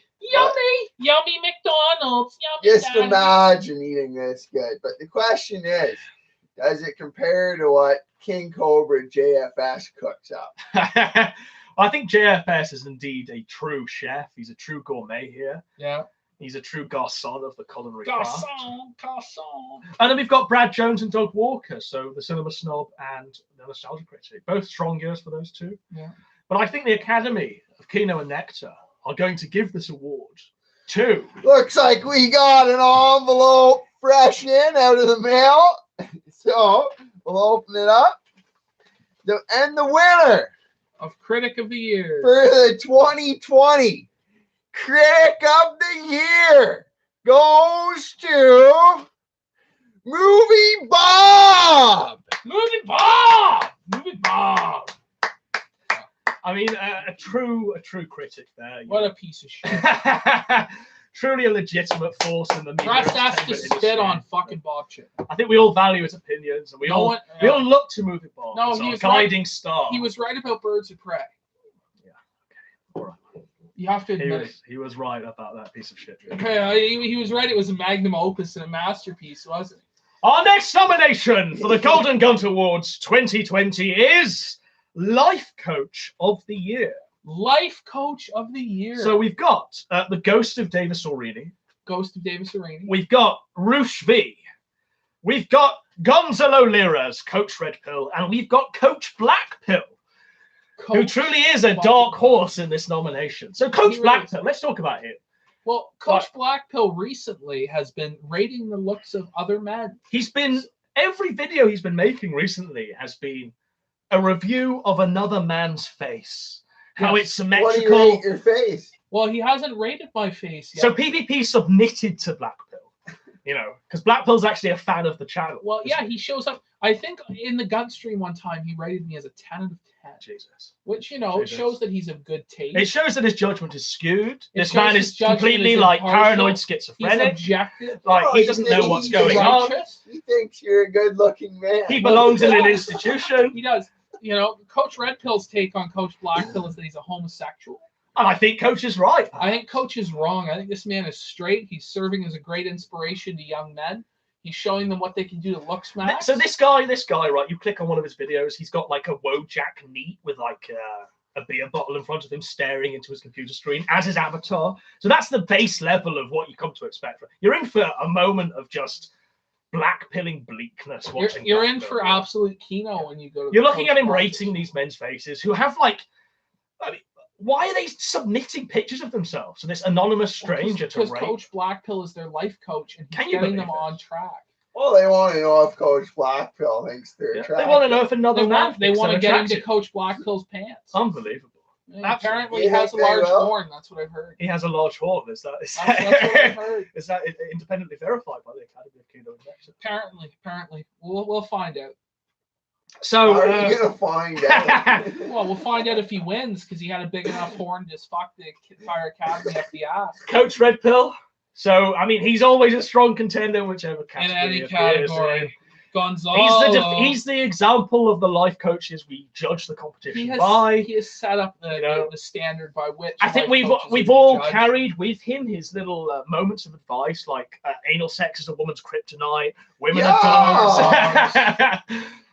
Pregnant women are damaged goods. Andy Warski is 4 things. Yeah. You know. All sorts of And I mean, without those life lessons, let's face it, none of us would get any pussy. Well, this is it. None of us would be even here now. Yeah. You know, we'd have just committed suicide without coaching. Yeah, we would be lost in darkness. Chilean hand of friendship, you know, guiding us through this. Lost in absolute fucking darkness without him, just groping, blind. So Coach really is a pillar of this category. Our next nomination for the category was Roosh V, and then the nomination after that was the Ghost of Davis O'Reilly. So Davis O'Reilly is a ghost because I think he's dead now. You know, right? Nobody's really heard of him. No one's really heard of him since But Arini's spirit lives on. It lives on. Inspiring us to spit on women. Yeah. Fight the feminists, the SJWs, and to make terribly amateur films about any stock, is it? Yeah, well, and also to create Lust in the Time of Heartache. That's what it was. Lust in the Time of Heartache. Ladies and gentlemen, if you've not seen Lust in the Time of Heartache, it's on YouTube. It's a Kino. It really is. It's a true Kino. It is, in the highest sense. Lust in the Time of Heartache, it's 10. So, what is the Academy of Kino and Nectar saying is the winner of this category? It looks like we got an envelope fresh out of the mail. So the 2020 winner of the most based life coach goes to Coach Blackpill. Coach Blackpill. His cock was large and his horn massive and strong. So if you've not watched the Coach Blackpill video, just submit him a picture of your face and he'll rate it out of 10, and do so in a very autistic way. I think that pretty much sums Coach Blackpill, and he is a worthy winner of this. He's come in. He's the dark horse. He's taken Coach Red Pill. Basically, if you're not a Chad, you may as well kill yourself. If you don't look like a Chad, it's over. And Coach Blackpill lets people lays it out straight. He lays out what he says. If you're a sub 5, he says you should kill yourself. Just kill yourself. Yeah, so if you rate lower than a 5, ladies and gentlemen, just kill yourself. This is Coach Blackpill take. Yeah, and bear in mind that Coach Blackpill is giving PPP here a 10 out of 10. So measure your self-worth on that. Yeah, none of them can compete with me. I have an Adonis-like physique. We are on now the best streaming moment of the past year. The Golden Gunt Award 2020 for the best streaming moment. Our nominations are PPP throwing up after almost 100 nuggets. 96. He didn't quite make it, though. We've got Kraut sharing his Gunt on Twitch. Yeah. Just showing it for all and sundry to see. Shows off his Gunt. We've got Rand abuse his wife, telling her to shut the door, telling her he's somewhat trepidatious. And then we've got Mama JF's cooking stream. So where do we even begin? Let's just begin at the top of the nominations here. So PPP. He's challenged by Kraut. Kraut's going to make a gym video if PPP eats 100 chicken nuggets. So how are you feeling as you're eating these 100 chicken nuggets? Are you feeling confident? Well, I thought I could get it done. First 50 went down real fast, and we got through 6. Once we hit 70, it started to get tough. By the 80th one, every single one of them was like agony, And by like the 90th one, like I was trying not to puke on every fucking chicken nugget. Well, I mean, Surfer even helps you out with some motivation. So he starts playing Eye of the Tiger. Yeah. Yeah, I was just on my break at work, so I came out to eat some toast or something like that. It looked like it was tough, so I put on the music. The music helps you get going a bit quicker. But it You kind put of, on a it song, kind of, it's a bit quicker. it motivated him the other way, didn't it? Because the moment Eye of the Tiger started playing, the I moment was we heard, rising up, it's the moment that PPP just decided to Rising up. release all Rise bodily to control and just throw up on camera. Everywhere. He runs to the All toilet, over. Eye of the Tiger's playing, and he's just throwing up these chickens. Just dying. And then afterwards, right? So after you've thrown up about 10 of these nuggets, you go back to try and finish the challenge. Yeah. To let Kraut not defeat you. I did finish 100 of them, But you threw up, so it kind of is forfeit. So it's kind of forfeit. I don't know. I think it was still a very valiant effort, and I should be commended for it. So our next nomination for this category was, where are we? Have I lost where we are? You lost everything. Somewhere or other on there. What a disaster. Kraut showing his gun. So Kraut's on Twitch, right? Yeah, yeah. Kraut's on Twitch. He's setting up whatever discussion he's about to have. And chat's just ready to, they want to see Gunt. They want to see Kraut's guns. And so he obliges. And we see Kraut's magnificent gun. So describe this moment. Describe this valiant moment here. Well, just Kraut's just hauling off his vape, which is attached to the wall. And, he's just taking a vape hit every 5 to 10 seconds. He's never more than seconds away from each gasp. He's just coughing. And they're like, Lord Kraut, we must see your Gunt, Lord Kraut. He's got this long, unwashed, matted hair. He's just got like a face full of acne. Yeah. He looks like this 50-year-old. 50 years old. And he just gets up and he just decides, today is the day. PPP showed me the way.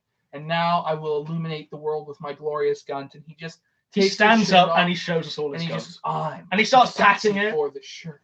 And he just starts patting himself. I mean, Kraut, the great scholar of our time. But the thing is, Surfer, that would never have happened in a world without PPP. That's right. I mean, this is PPP's influence on the on the split dick Anglo scholar. The butterfly's wings flapping of PPP has influenced the energy of the universe to bring this about, to bring it to fruition. Now, the question on my mind is, because Kraut sleeps upside down, how does that affect the curve of the gun?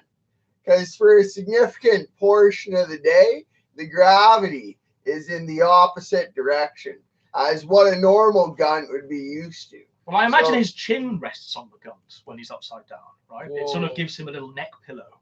Can you His imagine? gun rests on his chin. Can you imagine? Yeah, as he's sleeping upside down, that Gunt is just sort of around his face there, keeping him warm in his squalid Austrian apartment there. Bit of insulation.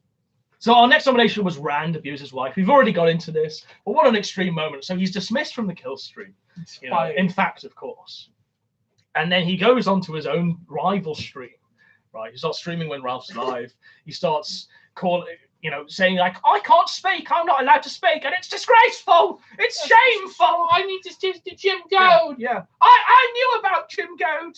I'm somewhat trepidatious. Oh my God. And screaming. And it's like, no, shut the door. You horrible cunt. You horrible cunt. Shut the door. Shut the door. Drop another snare like that again and I'll drop you. Yeah. So his wife wasn't a mensch during that encounter. It's not a mensch. But it was a great live stream moment. That's why it's been nominated for the category. And then we've got Mama JF cooking stream. Now, what a magic moment that was. The entire stream. Mama JF makes Christmas dinner for JF. In between each presentation of what she's made, there's JF narrating Mama JF at the stove, pouring whatever out. JF slowly more and more. He's just slamming wine. More wine. JF, his plan was to drink one glass from 15 bottles of wine, but it doesn't happen that way. JF just slams 15 bottles of wine straight up. Just to make sure he gets the day. This retarded food she's made, and this food looks terrible. It's just shit. This is There's terrible. this pie that's fucking gray. It just looks like the lowest quality cuisine. I make dinner, JF. I make dinner. And that bun is made of cheese. The banquet TV dinners are better than this fuck. And you can understand why JF's drinking all this wine. just so he can't taste it. Do you know what I mean? JF's just on the verge of suicide. Like, holy again. shit. I mean, imagine Yeah. Mama JF making your Christmas dinner. Like, what on earth? Is he pooping It's space? pretty nice though for him. So, who's going to win this then? Who's our favourites for best streaming moment of the year? Just before we open the nominations, who's our favourites here? How desperate he's become, you know, how little he values himself. He has But now what become will the circus Academy animal. of Kino and Nectar say? Yeah. So it looks like we got an open, and the winner of the 2020 greatest moment on stream is the Mama J Acting Stream. Oh yeah. Very worthy winner there, I think. You know, Mama JF kind of had it in the bag the moment she started like serving up her horrendous concoctions there.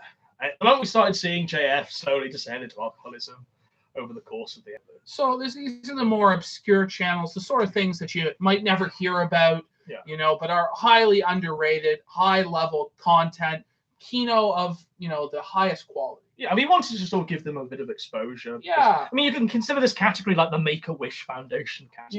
You know, it's like the rookie of the year. Yeah, kind we of, just wanted to like use our terrible platforms in order to give our them a bit high level of our clout in order to give these people a bit of more of an audience. So our nominations for this category are Gahul, Gahul, Hollywood God, Warm, the person we know. had a wrestling match against fucking some Alexa Bliss fag. You know, he did a whole gay wrestling match and banned women from his board. He does these rants where he's screaming. But the thing about Gahul is he just looks like an ogre. Yeah, He just looks like God hates yeah. him. I think shit Coach all over him. Blackpill would just say, you know, just It's end over. yourself. I can't even find the numbers to rate you here. Oh, it looks like the guy eats a lot of Whoppers, you know, and I sort of feel bad for him when I look at it. Look, I'm not gonna lie. I like Gahul. I like his content. I like him telling me like we're all gonna die alone. We're all gonna end up homeless and dying alone. Anything. You know, they say that Gahul be TFO PPP. That's wrong. I don't know, man. Because I don't know. God says I won, though. Did he? Yeah, he did. I don't know. He told me. I think Gahul had that in the bag. I think so. But Well, maybe PPP and if you're Gahul, retarded. PPP and Gahul debated about Japanese wrestling and the merits of which, and your argument was that Gahul Japanese hates it wrestling because is fucking gay, and Gahul likes it because he it's likes not to got watch women in it? Japanese men suck cock. and you Little Japanese twink boys fucking each other's assholes. It does, and that's just a reality thing. but is Gahul not the rising star? Is he not the best? God, Hollywood God. Well, we all love a bit of Hollywood I'm God gonna here. have to fucking root for living Barry legend. Blutnick on this one. Barry Blutnick, DTFO's Gahul. Well, let's discuss Hollywood God, right? Hollywood God is like surrounded by Funko Pops. Like He's, Funko Pop. he's the amalgamation of every internet like movement and meme of Gamergate, Yeah.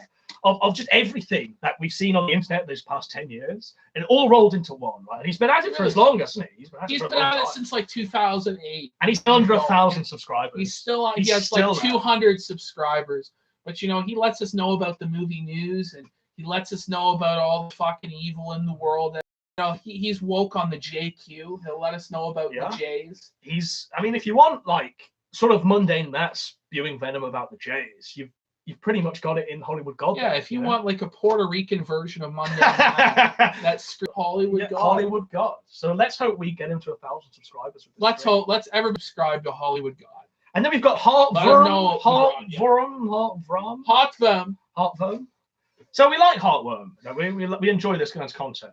It's yeah, very good. Hardware makes unreal content. Some of the good videos that they used to have on the old channel before they made a new channel were pretty unreal. And they have put those back up. Namely, they what was that good one that Heartworm did? Was the one going Oh, after they Jim? they did a good one with Coach. They did a good one with Coach where it was Dear Ethan, and they did a they did a couple with the Gunt. the whole Gunt thing when that was going on. Well, the parody of the Gunt where it's the thing. Yeah, it's the guy from Basket Case, isn't it? Yeah. There's a battle against Jim and him selling out. Well, yeah, I mean, Shill. let's not forget that he was probably one of the first people to sort of go after Jim, wasn't he? Yeah. Like, I know that the vast majority of the internet now is sort of turned against Jim. I mean, I think people see what's happened to Jim. No, Daddy Jim! No, but I think the general Daddy consensus is Jim! there used to be a point where, like, if you typed in his name somewhere, you see hundreds of sort of defenders of the Sweetie Squad, just sort of defending their daddy's honor. But even now, they can't defend 2 hours of super chats a day. They'll still defend the daddy's honor. I don't know. I think the tide has turned. The tide has turned. What? The tide has turned in Heartworm, and Heartworm was one of the key, You're just jealous of Jim. frontiersmen on that. He was one of the forerunners on leading the charge against Jim there. So he deserves a bit of credit for that, does he not? He really does. Yeah, those are some pretty good videos. And then we've also got Barry Blutnick. Now we fucking love Barry Blutnick on this show. Barry Blutnick's absolute kino. It's Barry, Blettunik. Yeah, with his PB&J show. With his PB&J to the chat. Now Barry Blutnick is I think a confirmed paranoid schizophrenic. Yeah. And his content. He's based. His content is fucking based. There's a deep meaning and symbolism behind every aspect of Barry's videos. And as you watch them, you'll be just overwhelmed by the sheer nectar that you're consuming, the sheer high levels of kino, the fragrance of the nectar. The aroma, it just wafts into your face, and you go, by God, I've been blessed by a master, by an auteur. And that's the feeling. It's like a transcendental feeling. It's like watching a Kubrick or a Scorsese film. It's like staring into transformational. It's like staring into the face of God. Yeah. And you witness that level of glory. It's a true human experience. It is. Content, I think, out of anyone on YouTube. There hasn't been a... There's just layers and layers beneath the entertainment. It's so dense. These messages every frame that he weaves into his masterpieces, and there's nothing else like it. You won't find anything else quite like what Barry Blutnick puts out. Well, I mean, he's reading Wikipedia. He's reading the paperclip entry on Wikipedia.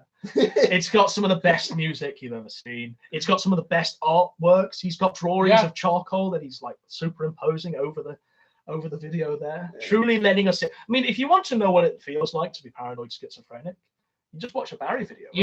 You do, and you're truly in the mindset. Yeah, you're truly in the man's mind. Yeah. But Barry's got a lot of people that give him clips of saying PB&J to the chat. So what is currently on 60 subs? He's done it for 12 years. So 12 years, 60 subs. Who knows? Who knows? Maybe the 13th year will be one where he gets 1,000. So what are the Academy of Kino and Nectar saying wins the best YouTuber under 1,000 subscribers? We got an envelope in. So the best this year, the 2020 Golden Gun for best up and coming YouTuber is going to Barry Blutnick.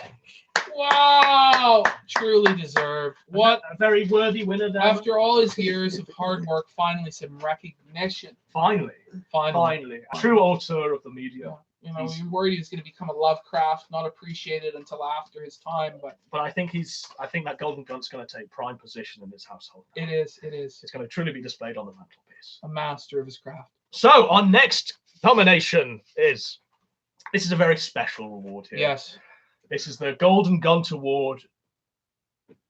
This is presented by James Rolfe. Let's just take a moment. This is the James Rolfe Lifetime Achievement Award. Yeah, let's just take a moment to sort of discuss this and the person who wins this Lifetime Achievement Award. Now, there's a normal Golden Gun, which is what anyone can win if they give in turn in a good enough performance in any given year.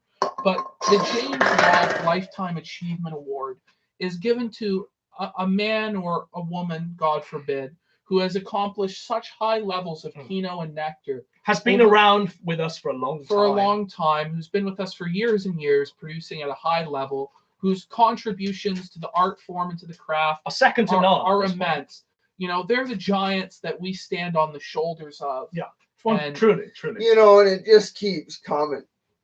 It just these are the sort of these are the masters that we'll never surpass. The masters that will never surpass, whose legacies will live on. We'll live forever. on forever. We'll burn brightly even when we've all You passed. know, There's they awesome blaze ideas. the trail. This is it. They blazed a trail that we can only trail behind, you know, with wonky footsteps. It's a lot easier once the pathway is there. So who is this person we're presenting the So, Lifetime Achievement Award This to? year's winner of the Lifetime Achievement Award, Surfer, is So it looks like the winner for the 2020 Lifetime Achievement Award is going to Big Al 12,006. Big Al 2K6. So, I mean, he may not have been appreciated there, but he is indeed very much appreciated. We are being joined by Croc on the Golden Gunt Awards 2020. Come along, Croc. Oh, did you lock it? No. Do you want me to? Yeah. Hey, the night crawlers. Croc's not locked the door. What are we going to do? So, who has won? It's about time that he was truly recognized as the leader of the alt-right. Big Al is really the leader of the alt-race, Oh, right? so I The got my savior of the white race. In the car. Okay, yeah, suit up, man, because we're heading up for some really big cash. You can do it. You can do it. We'll take a quick intermission, right? So Croc's going to put on his suit for the Academy of Kino and Nectar here. So we'll just have a quick intermission then, shall we? Before we go into the last few categories. How many categories are left? It's like you got 3. Well, we've got 4 because one wasn't in an envelope. One wasn't in Yeah. an envelope. So we're down to the final 4. Cutting into the intermission. But we've got some great categories coming up, some really, really big. At some point, we have to really recognize that, you know, we're in our 100th year now doing the Golden Gunts. You know, we've entered our century. It's really been an institution. It's really been, you know, a traditional event that we celebrate every year. Gather together, you know, for decades now. People watch it gathered around their televisions, you know, with their families in turn, generation after generation, cradling their children, you know, ensuring that, you know, one day perhaps you might win the Golden Guns. Perhaps you might be recognized. It's a real culture masterpiece. Ability. All you must say to anyone in life to have them take you seriously, you just yeah, you won a Golden Gun, and that instantly gives you validation and praise and justification in your life. Oh, right? Sir, I didn't know. Let me take care of that. Yeah, yeah. Your meal is free. Do you know what I mean? Your meal is entirely free. You know, you're a hero. Yeah. Here's your medal. Endless riches and, you know, undying prestige and glory. So all of our winners here will forever be remembered as winners of the 2020 Golden Guns. What the? Are you getting changed on stream there? Are you stupid? Fucking Croc. What a fucking idiot Croc is, folks. So, I mean, I suppose we should really discuss what's been happening with Birds of Prey. Birds of Prey. So we went to see Birds of Prey, and I thought it was a terrible film. I thought it was absolutely appalling. It's because you're a fucking plebeian. No, I was sat there, just my jaw dropped about what we were watching. There were like SJW-esque feminists in the back of the theater, like whooping and cheering. Slay Queen! And I was just like head in my hands. Doesn't love and respect women enough. I'm turning a fucking incel. I turn to PP for some sort of sanity here. I'm looking at him like, what? And he's like whooping and yelling. Yes! He's imagining he's fucking Margot Robbie backflipping, kicking the evil white men. Shit scenes were unreal. Unbelievable. Harley Quinn votes for Bernie fucking Absolute Sanders. terror. Don't right? listen to this fucking piece of Harley shit. Quinn feels the burn. She feels the burn. And Bernie! So Harley, we have we been reconnected? Okay, here we go. Harley Quinn feels the burn, and it shows you her political affiliation. It just flashes on screen, and as it does so, the entire theater is like whooping and yes, like, yes, oh my Bernie. God. Harley gets the egg sandwich, and it's the ultimate fucking tragedy. So this egg sandwich scene is absolutely like anti-Kino. It was incredible. I've never cringed harder. I've never cringed harder. Was this not like a tragedy on the level of like Shakespeare? So was this not like Hamlet? The film ends, right? The Scottish play. The film ends, and I think, you know, this is going to be a race to the door here. Like, people are just going to flood out of here. No, people clap. People Yeah. are standing It up was- and it got a clapping. standing Like ovation. what? It's because you're the Oh my fucking, God, you're like- the fucking plebeian. Like me and The the old audience man, loved it. me and the old man that the paramedics are trying to like resuscitate How much the cinema. they all And they're all have dressed the, up like Harley Quinn, and they're all like They they've all got these have like the Harley mallets. Quinn popcorn bucket. Oh. They have the Harley Quinn collectible cup that they've had to pay like $20 fucking. This is appalling. For. Like I am You know? stunned. I'm shocked. And there's just this kid, right? This kid, This little soy boy. this a 10 out of 10. It is a Like fucking my 10 out of letterbox, 10. like I could, and we're standing by the door, we're waiting for our taxi to pick us up, and we're staring. Like as you walk into the cinema, they've got posters of the films you're about to see. Yeah, and everybody's taking a picture. A selfie Yeah, everybody's taking a picture with the Harley Quinn poster. with the Harley Quinn poster. like almost half of the entire. bird prey. And I'm just standing there with my head in my hands, going, "What on earth is happening?" And I was just yawsing. And yeah, slay queen, slay. Slay queen. And then what happens is we finally get into this taxi, right? And the guy I'm so excited for Birds of Prey. Suicide Squad was the best. This He was guy- yawsing and taking over Cox's opinion. I even have to like Buddy pretend. goes, "What did you think of it?" And Godwinson goes, "It was okay." He's a liar. He lied to the cabbie about his true opinion. So I lie and sell myself out just so I can get home and survive this taxi ride with this guy. A taxi ride from hell. So Crocs joined us. Alright. He's- We're ready to do the next. I'm not exactly sure what we're doing here. We're doing the You're- Golden you're Gunt doing- Awards, Crocs. You're doing a celebrity envelope open. I've lost. So you're the, gonna list. present the next winner of the Oh my prestigious Golden Gun. I've lost the list. Oh, the prestigious, okay. Has it all fallen apart? Is it right here? Gunt Award, eh? Okay. No, this is your hard to kill review. We've lost the list. Oh, you're sitting on it. Show is You're over. sitting Oh, the Croc's sitting on it. Sorry, boys. Is it? Oh, no. Amateur hour. Croc's just sitting on the nomination. Amateur Oh, these are hour. the nominee. Okay, I see. Oh, fuck. Okay, everyone stand up. Is it time? Stand up. Yo, you sitting on something. I'm sitting on the nomination. Okay. All right, so we're back from the intermission. Croc, get in the frame. Get in the shot. Yeah. This is quite a squeeze. Okay. Are we all in? Yeah. There we go. So, our nomination for Best Video of the Year, the Golden Gunt Awards. Nominations are Murdoch's In the Hall of the Optics King, Yeah. Sam Hyde's Deal with the Devil, Selling Your Soul. We've got Hollywood Gods Boogie 2988, I Want to Be You So Bad, where he pretends to be a Review Tech USA. And we've got Smoking Rants from Warcourt's Lord of Patriarchy, and specifically the one, Why Movies Will Continue to Suffer. Let's discuss those nominations there, PPP. Well, where do we want to start? I mean, Murdoch is what, a standard bearer of excellence in terms of the comedic genre. And they've really hit a new magnum opus, a new high within the Hall of the Optics King, where they just devastate Nick Fuentes. They just go in hard on Nick Fuentes and his gay optics, how he has sex with cat boys and licks shit from the litter box or whatever. And they just get blown out. Milo gets fucking blown out royally. It's a very funny episode. And, you know, that's why I think it might very well be the best video of the year. Well, you're a big fan of Murdoch, aren't you, Stefan? Well, you know, Murdoch is my favorite television show. I really enjoy it. And, you know, it just keeps getting better and better. And within the Hall of the Optics King, you know, I don't know how Fuentes is going to come back. Well, this is it. How he's even going to address it. We reached the summit Yeah. of keynote there, man.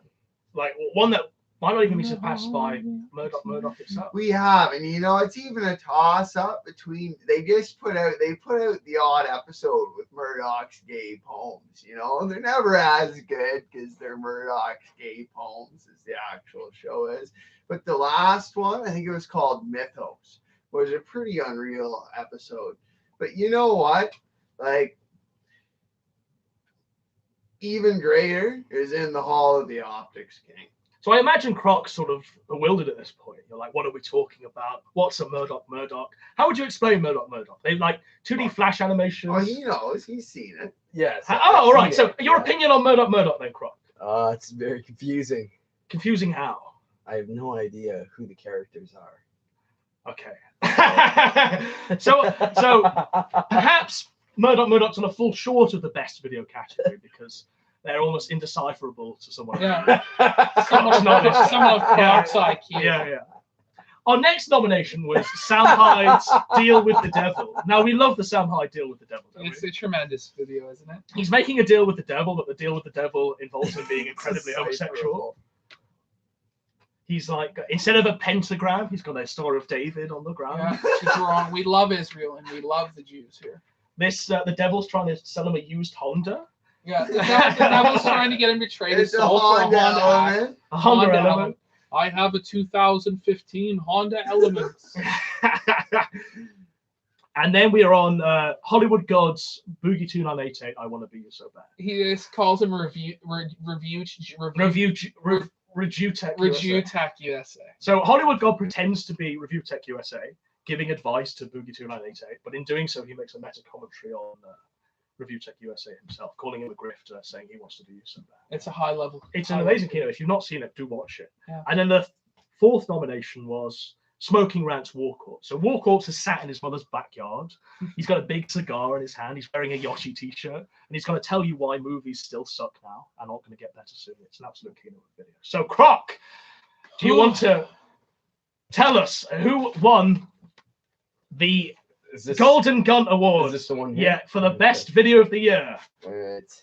So you've got to show them you're opening the envelope Show them the Okay, envelope. all right. So this is the envelope here from the Academy of Kino and Nectar. from the Academy of Kino and Nectar, and the winner of Best video of the year. best video of the year is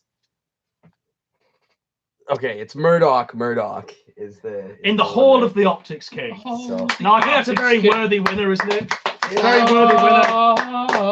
Considering I didn't know the other videos, I'd say Murdoch is a decent one. But I mean, you won't find it on YouTube. Well earned. You won't find it on YouTube, which is sad because it gets removed for hate. Go to murdoch.net. .net, and you'll find it there with Yeah, a whole Murdoch, litany of other great Murdoch.net. videos. Yeah. They got a whole bunch of links up to PDFs and great books on there too. You know, you'll find a lot of great stuff at murdoch.net. And if you want to get a t-shirt, you can even get a t-shirt in the merchandise section. Okay, so our next category for Golden Gunt of the Year Award 2020 is Best Debate. Now we've got 4 nominations for this category. We've got Sargon vs. Vorsh. Yeah. Round 1. Round 2 was. Yeah. We've got Destiny versus Mike Enoch. Yeah. We've got Styx versus E. Michael Jones. That was pretty good. And we've got Leo Pirate versus Lollysol. Oh, yeah. Let's just discuss what we've got there. Are any of those names familiar to you then, Croc? So let's just explain to Croc what we mean by this. All right. Sargon versus Vorsh. So just imagine a really retarded British person. Okay. Not this guy, but another really retarded British person who's carried by their accent.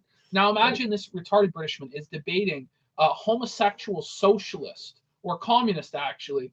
Just an out-and-out communist. An out-and-out communist who sucks penis. He literally is a homosexual. Literally does all of it. Regarding capitalism versus socialism for like 3 hours. Yeah. That Sounds like it might be a good one. Well, I mean, so the communists start screaming at Sargon, and Sargon's just like smugly chuckling. But Sargon's also like BTFOing himself because he has no points to say. Yeah. He's actually quite Oh, retarded. this is it. Yeah, it's just like 2 retards up there, just blindly hitting into each other. But I mean, the round 2 happened not long ago, and round 2 consists of Vorsh, restraining himself almost. Not really. Well, he's taking pity. Yeah, he's upon not. So he's Sargon not screaming anymore. Instead, he's like doing double takes of the camera, looking at the audience like, "What is this guy retard? serious? Yeah, what is this retard I'm debating here? What's happening?" So I mean, that was a Kino debate there. But does it win Best Stream of the Year, or does Destiny versus Mike Enoch win Best Stream? Well, Destiny versus Mike Enoch, kind of boring. It was boring for the first like 2 hours. Yeah. I thought we were going to get somewhere where Destiny was talking to Mike Enoch about his Jewish wife. I it don't didn't think really that go. one's going to be winning. Didn't then. No, I don't think it is going to win, Croc. I don't think it is going to win. And then our third one was Styx versus E. Michael Jones on porn, I think it which was. was a pretty good debate there. E. Michael Jones thought that everybody who Googled porn addiction was addicted to porn. This is E. Michael Jones' critical. It's kind of true. It's kind of. It's kind of, and that was where. Well, this is it. I got hung up on how. Is it legit that this many people, 63 million people or whatever, are addicted to porn? You know, and it should have gone a bit deeper than that. E. Michael Jones was saying Styx was afraid to go by his real name. Styx looks like Gretchen from Recess. Yeah, he looks like Gretchen. Yeah, he looks like Bugs Bunny. Yeah, he really does. It's bad. It's bad. So what were they debating about? Porn. Yeah, porn. Just about the porn. Should porn stuff. be bad? Banned. And because Styx is like a libertarian. So we have the first one was debating about capitalism versus socialism. Yeah. The second one was debating about like the ethno state. Oh, it was foreign policy in Israel or something. Oh, that one sounds so boring. And then the third one was pornography. Pornography. Yeah.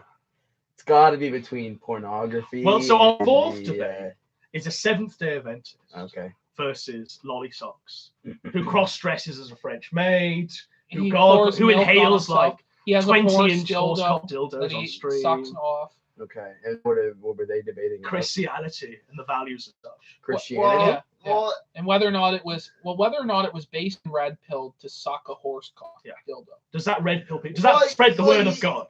That sounds just ridiculous. Yeah, they're supposed to have a debate. It'd be shocking if that one comes out on top. I'll just say that. It'd be Leo Pirate's just interrogating the guy about just all his different videos. So if you want my opinion, it's between the pornography and the other one that you were saying. Who won it? What is the Academy of Kino and Nectar saying? Now, these awards have been independently sealed and verified, and Croc's about to show the envelope to the ladies and gentlemen watching at home and reveal the winner. So the winner of this award from the Academy of Kino and Nectar would be Styx versus EMJ. E. Michael Jones. Hey! So the pornography debate won there. Pornography debate. It was the debate. It was a good one. Yeah, it was a good one. It was the most entertaining. That does sound proper. So we've got one more envelope left and then two more categories. One more category. After that envelope's open. Yeah. Okay, so this is the Golden Gunt for Best Show. This is a really big one, right? This is the best late night show. We've got the Kill Stream, we've got Nick Fuentes' America First, and we've got the Waffle House.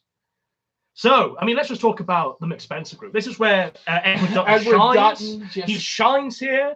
It's Dutton, an Irish child, and Richard Spencer, the Irish guy. They're just two titans. Fucking high level with Dutton. Pipe smoking guy, fucking smoked too many pipes if you catch my fucking. Yeah, it was worse than Kraut almost in his smoking relation.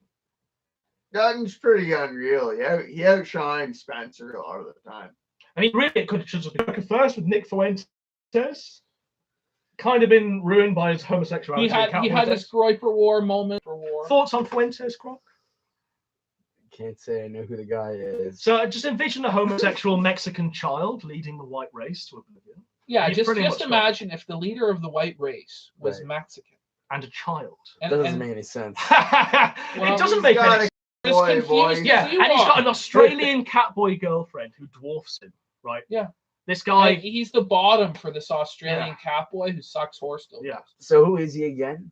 He's the leader of the white race. He's the leader of the white race. Well, I don't accept him as the leader of the white race. No, but you know, Franchise has got some pretty base takes. And you know, he's doing a lot of good work lately. He's got his A coming up, you know, and so he's like the owner of a company.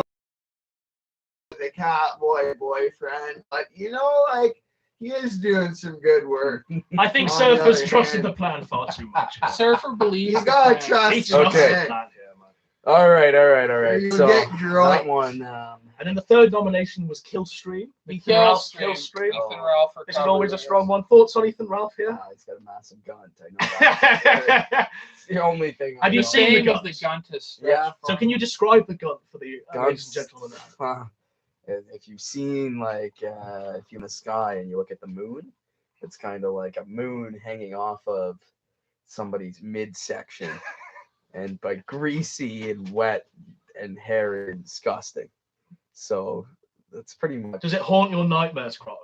every night. Every night. At Is least, it slippery? at least for a few minutes, I've got this slippery, greasy, disgusting, smelly gun, in my face, and I just know it's Ethan Ralph. So that's all I know. And then we've got the Waffen House. Like Waffen- the Waffen Waffen House, House. where they just murk their fat co-host. Yeah. Fall for ethno. You know, there isn't a show that glows much brighter than the Waffen House. Yeah, I'm pretty sure the Waffen House is a CIA scam. It really is. They're definitely CIA run. Like, fuck. They've got 1488 in their channel banner. We're talking about the Waffle House. The Waffen House. Waffen. Oh, okay. The It's not the Waffen breakfast diner. No. This But is- it is, so it is like their channel is in the shape of that, except they've got It's- like Heil Hitler.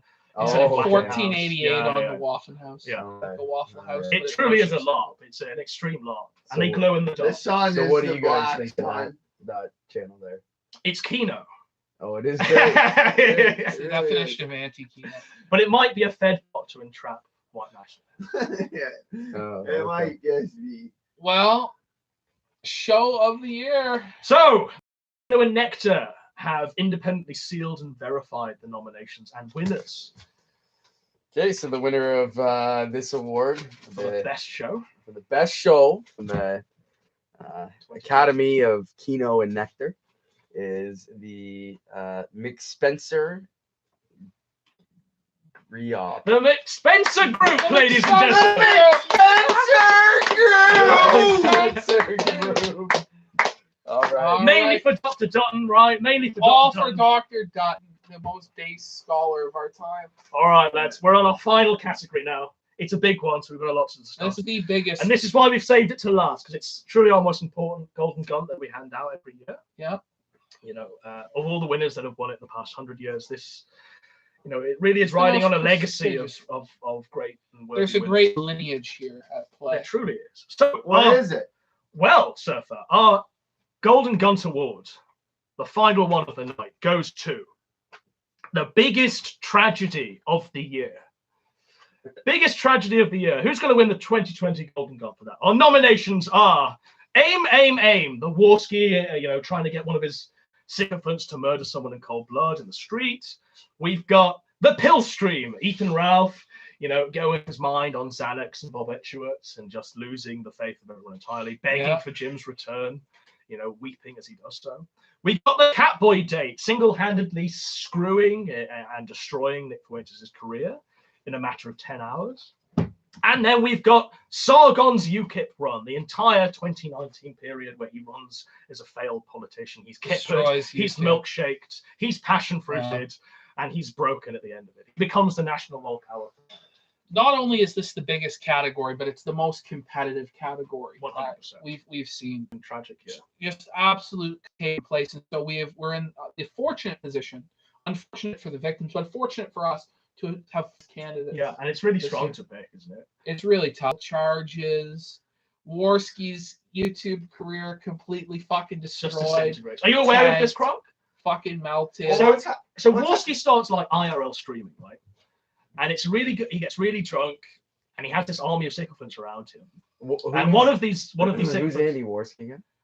well, he hates. So he's a white He's a supremacist. yeah. Warski feels a bit of courage inside of him. So he starts like random people in the street. He starts like, so we're not taking this from you. And so Warski goes almost sick him to the guy and starts saying, aim, aim, aim, fire the gun.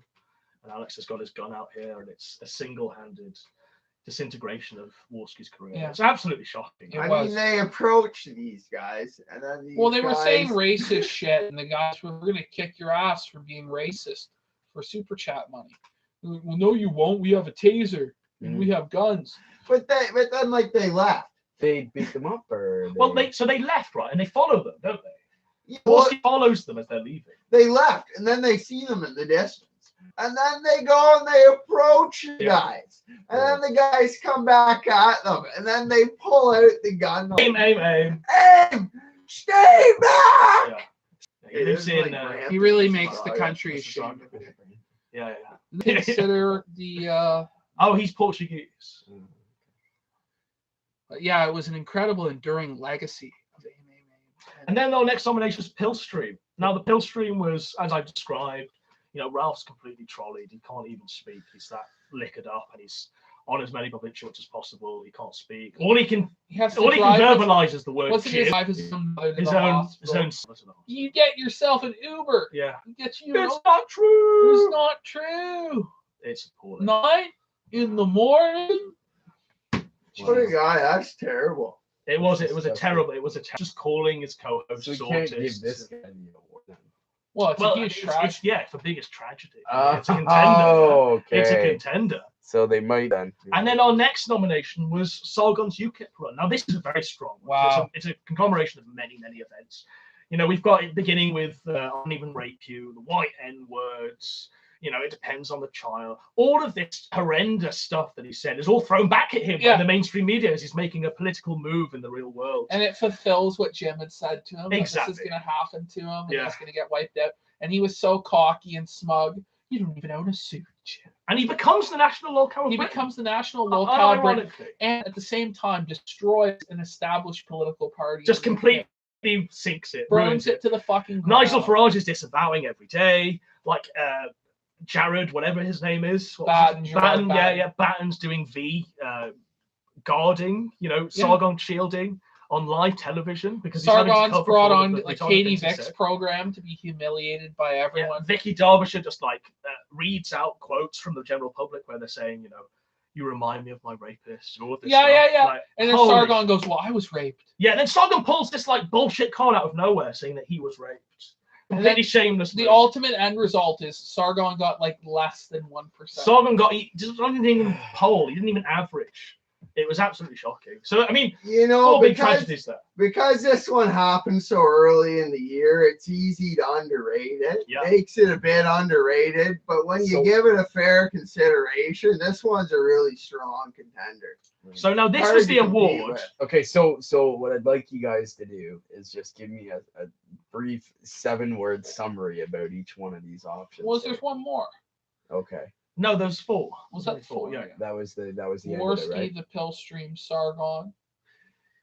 And Catboy Day. We didn't talk about the Catboy Day. Oh, we didn't talk about No, we Catboy forgot Day? about the Catboy Day. Okay. The only thing with the We talked about it Sargon one earlier. is it's not so tragic because you make your bed and you sleep in it. Yeah. So just like a 7-word summary. All right, fine. Worski Okay. here. So Worski tries to get one of his fans to murder someone in cold blood. Pillstream, alcoholic, drug addict, disintegrates live on career and a political party. and becomes like a national joke. Okay, so it's got to be probably the second one there. They said that he just is just a disgusting human being. You mean Ethan Ross Pillstream? Yeah. He said he was just horrible to his family. Right? Yeah. He makes his mother get an Uber. Croc 'cause he won't thinks drive that's us the tragedy of Well, you know what? It could be the first one too. I mean, Andy Worski getting somebody to kill somebody. This is it. Trying to get them to kill somebody. That one probably. Well, You vote on it. Yeah. Well, we'll do a quick. Not a good, and there's courageous. a lot of the Zoomers. Yeah, but So he markets It himself all as just like fell a apart. sanctimonious Catholic, and then he reveals that he's Right. got this degenerate. Right. goes to show you can never trust a Catholic. I Never gotta. trust a Brought Catholic. this If I was going tragedy to cast upon my us. vote, it's got to be for Sargon. It's like a Shakespearean tragedy. Yeah. This is on the greatest of scales, just destroying a national party, destroying his life, becoming a national and on a level which I don't think I've ever seen before. This guy, he's just been exposed as a total fraud and a joke, and he'll never recover. So, Croc, what's your vote?